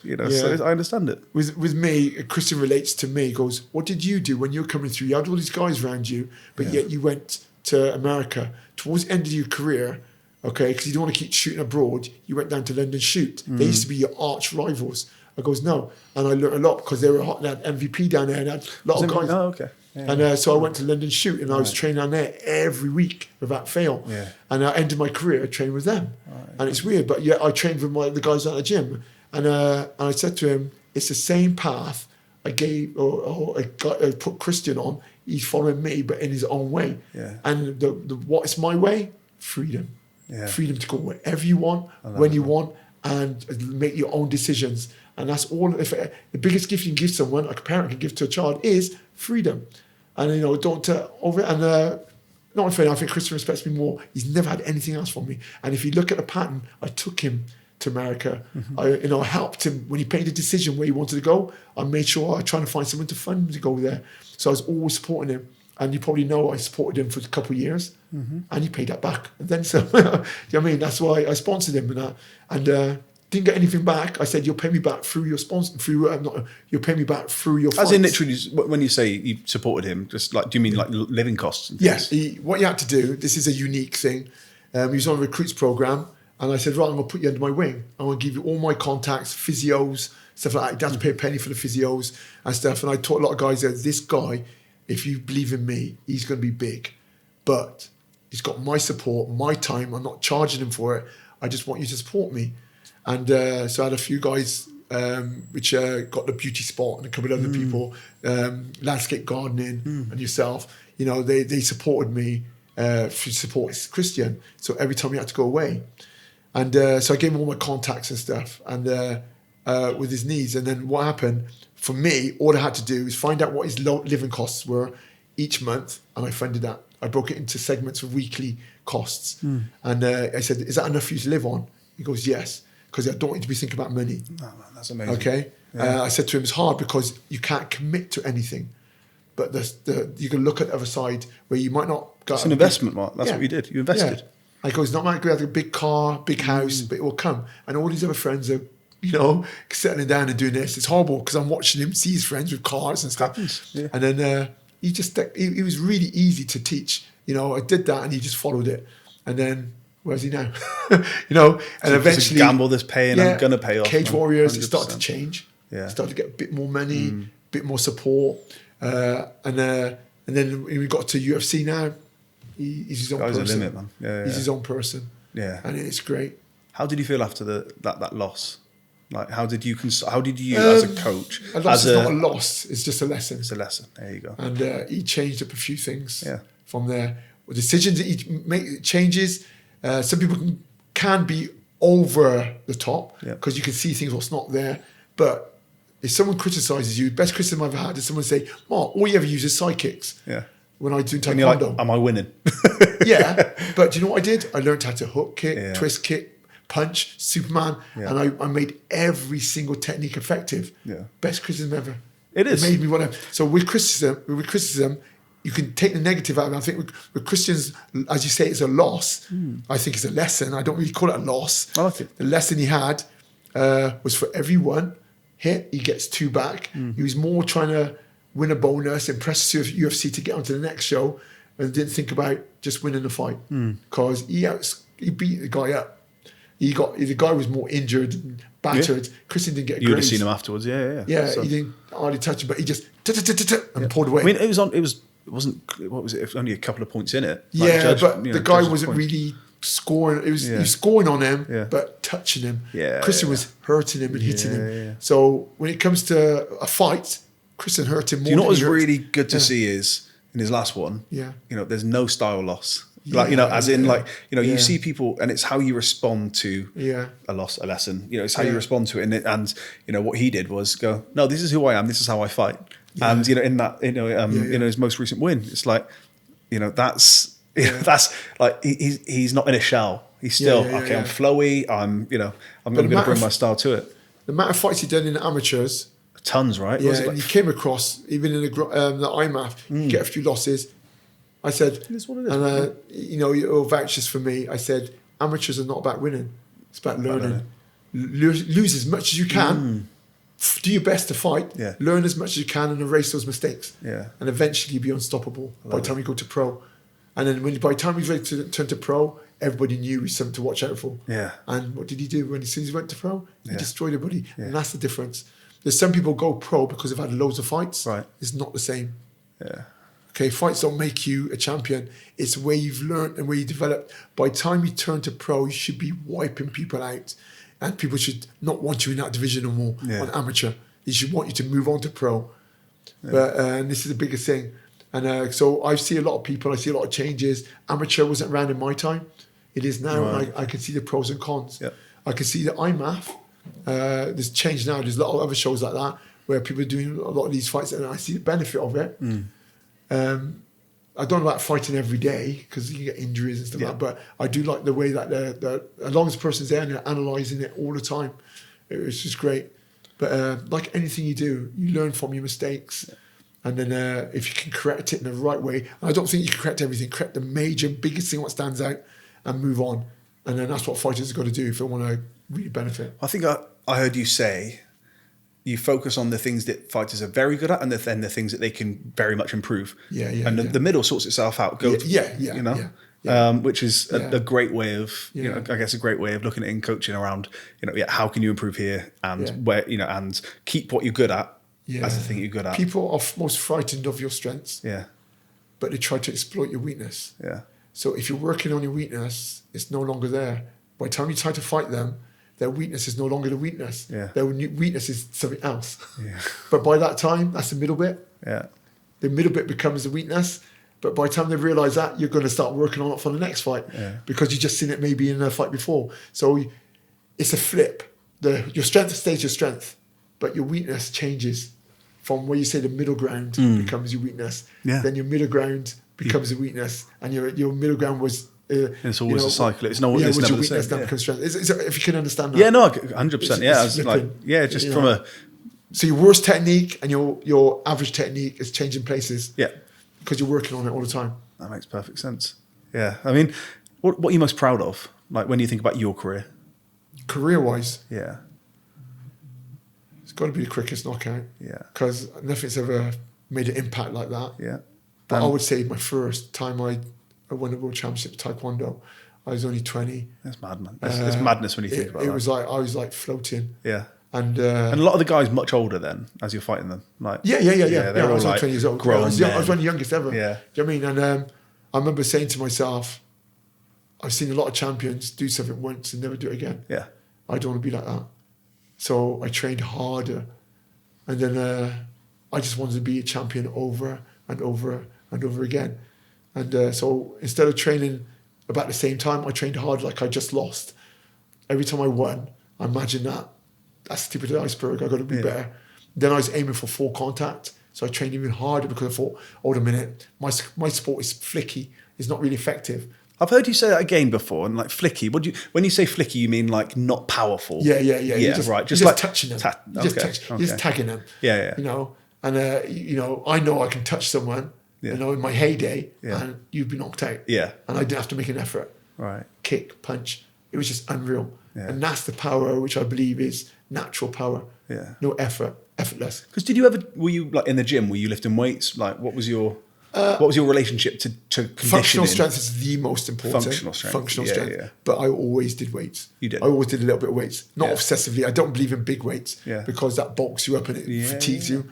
I mean, Eugene Jackson looked like you know, wicked. Eugene Jackson looked. He looked like he trained a lot, right? Yeah. But as you say, but once a week, I remember always smacking out to see how high I can go, but it'd be reps of like 3. Right. Okay. Just to see what I can max out. Okay. Just like, squats, deads, bench press and pull downs and, but then most of it was always reps. I love my reps. Yeah. And I know guys can lift heavier than me. They try and go on the reps with me, and it was just mediocre weight. Yeah. He looked good. Well, that's yeah, but he couldn't last. They couldn't last with me.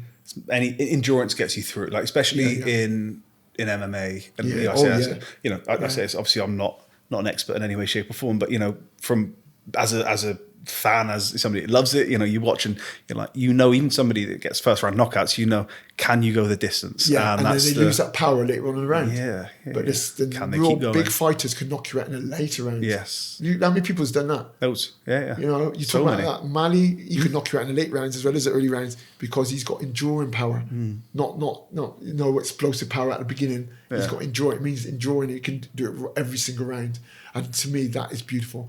That means he's worked. Yeah. That means he's crafted, and it's more functional. Because if you haven't got that, it's not just your arms. If you're punching someone, it's also your body, your back, your hips, from your ankles pushing off. Everything is functional. Love it. What would you do different if you could go back to your career? Is there one decision that you would make, or a different decision you'd make? I probably would have, instead of gone to Pride, I would have gone back into UFC. Okay. 100%.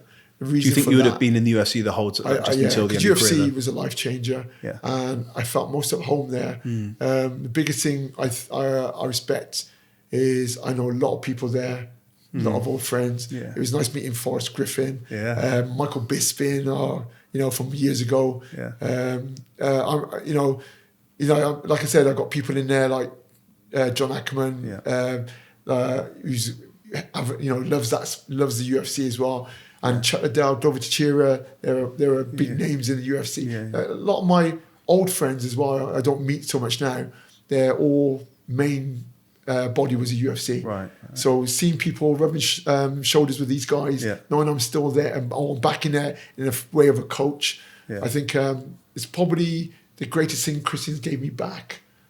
Not financially. Yeah, is you getting back around the... Yeah, every time to get back in there. Every time you walk in with him. Yeah. I know. Do you know what I mean? I bet Christy's like, all right, I've heard it. Yes. But like they're like, and is Mark the Wizard Weir? Yes, But it's great. It's nice though, and I think it's like not forgetting where you came from, and and the people that helped to put you in places. Yeah, it's good. It's good for the English British fans. I agree to see, but it's just, to me, it's just meeting these the old guys I used to meet from back in the day, and then now most of them are coaching as well now, or commentating, and it's just nice. For me, it's just, I think we could see the same thing in each other. We're still here in the sport. Yeah. I mean, it's a community. That's what sport is wonderful for. So I look at Bisping, and that's what I see. I see you're still doing it, even after sport's gone, left you. Yeah. I'm still doing it, even though sport's gone and left me. Yeah. In that sense, fighting wise. Yeah. Do you listen to any Rogan or anything like that? Oh yeah, 100%. Yeah. Well, do you listen to his fighter, like his ones with fighters? Or, or anybody else? Like, what's your kind of? So do you listen to podcasts very much, or just when I can, because I've got a lot of things to listen to. Yeah, I bet. So I do like it. I like his insights. Yeah. And when he breaks down fighters and and what they do and who he believes is the fighters coming through and his outlook and stuff like that. Yeah, so you think you've got a good technical outlook on. Yeah. Especially with the British fighters coming through, because as soon as after you'll talk about them. Yeah. And his opinion on them, I like to hear that. Yeah. And the British fighters are coming through, fast and furious. Yeah. And they're making more of a statement as we go along. It's great. Yeah, it's great to hear it. I think, Mark, I'm not out of questions. I feel like I could keep going. Yeah. But I appreciate. I mean, that's 3 hours that we've been chatting. Yeah. Michelle's going to be like, "Where the hell is he? What's he done with him?" I need to get to gym for 5 o'clock. So. You do? Okay, cool. Yeah, you got some time. But I massively appreciate this. I think it is often stated that you're a pioneer of the sport, but you really, it's wonderful to see. It's wonderful to have you here. It's just. Can I just say something now? The biggest thing, if you ever say, what would you say to anybody trying to get into the sport? Yeah. Pioneers doesn't have to be the first. Pioneers just have to be someone who pushed himself to a level and exposes something which is different. Yeah. So a pioneer in the MMA now in UFC is someone that does something different, like knockout. Yeah. Quickest debut. I did two mocks in the UFC, but someone could have more knockouts than anybody else and be a pioneer. Yeah. Can have more finishes than anybody else. I think some people, when they go into the sport, go into the sport and try and be outstanding. And I think it shouldn't be just UFC. It should be any sport you go to, any like whether it's back in the day, it was Cage Warriors. Now UFC. Like Christian went in and he was finishing everybody. Yeah.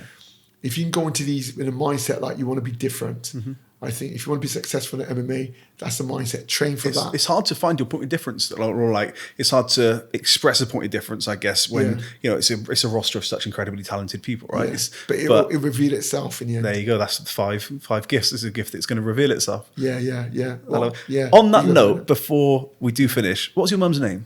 Norma Weir. Norma Elizabeth Weir. That's Norma. Name. Okay. Norma. Yeah. I just feel like we talked a lot about her, and I feel like there's you can feel the influence that runs through you, and I'm sure I talk about it all the time. It's boring. Your dad is it's absolutely boring because I talk Mark, about it a lot. boring.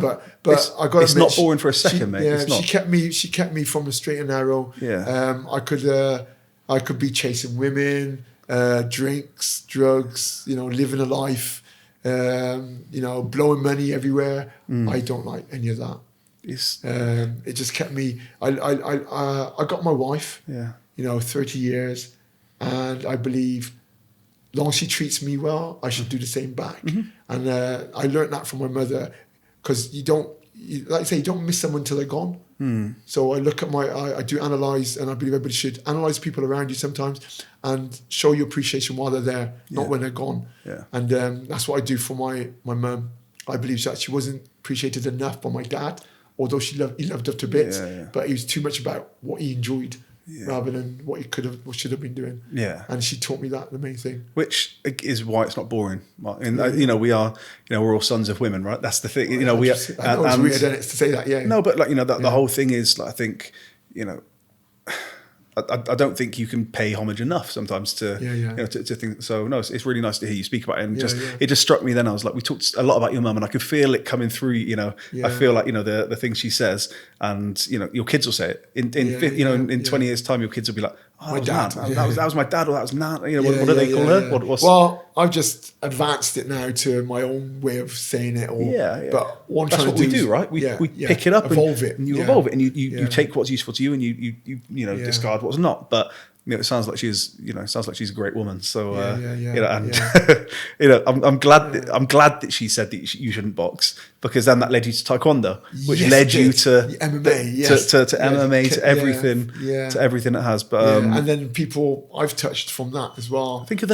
Genuinely think of the number of people that you have influenced, inspired, touched. Thousands. But that's thousands, tens of thousands, hundreds of thousands. Yeah, but when you left, the only thing you left is the imprint of what you've left behind. Yeah, I agree. So if you can touch as many people as you can and pass it on, they'll always remember you. Yeah. And in fact, if ever you talk to Christian, he'll tell you word for word, I said, all I'm ever asking you to do for everything I've done for you is pass it on to someone else one day. So that's all we can do. Ask him one day. That's all we can do. Say that. I love that. Because that's what you can ever ask for. No, the saying that I can't remember how many times I've said it on this, but the one that comes to me all the time is, the wise man plants a tree whose shade he knows he'll never sit under. Yeah. Right. So you won't see the ramifications of the support you give to Christian in 50 years' time. Yeah, and the amount of people he might touch. And the amount of people. So that's what I'm saying. You're planting seeds of trees. And there's shade you're not even going to experience. But that's the wonderful, beautiful thing about the passing it on. But I think he's a better version of me.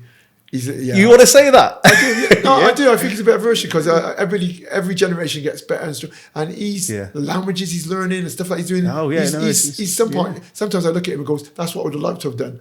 Yeah, I would like to be in a better version of myself. That was what I've done. And he's there, and I know I might have influenced some things in him, but he's really his own person. But it's really I like unusual people and people that's obsessed, and he's that through. I'm not just singing his praises, but I'm glad. I'm on a journey with him, and it's nice for him to appreciate what the help I gave him. But at the end of the day, you can bring a horse to water, but you can't make it drink. So he's doing it himself, really. Oh, that's the thing. Yeah, you know, it's not happening by accident, is it? So. Yeah, so I'm learning off him now. That's what I keep saying. You know, it's all him now, and I'm watching, studying, and bringing it back. I love it. Well, Mark, thank you so much. Not a problem. Not just for me. You know, thank you for everything you're doing for the kids and Noah and everybody as well. As long as it comes across positive, it's good. I mean, listen, that kid sometimes needs a clip around the ear, so do it. Yeah. You know, he's just he's reaching that rebellious, not rebellious, but cheeky stage. Don't let him get away with anything. No, I know. I'm quite stern at the same time. He's like, Daddy told me off not having my belt. It's like, did you have your belt? No. It's exactly. Listen. Responsibility. That's it's what responsibility. It is. Thanks. Cheers, Mark. I massively appreciate that. Okay. Thank you. Okay. Cheers, man. Huge thanks again to Mark for making the time, to you for listening, watching, enjoying, reviewing, subscribing, all those good things. Keep doing it. Find us on social media. I've said it a billion times. It's going to be in the show notes. Go and do that. In fact, I might just say that in the future. If you want to follow us, and you should, show notes. If you want to get in touch, hello@startinglinepod.com. And until next time, goodbye. Forever. See you in a bit.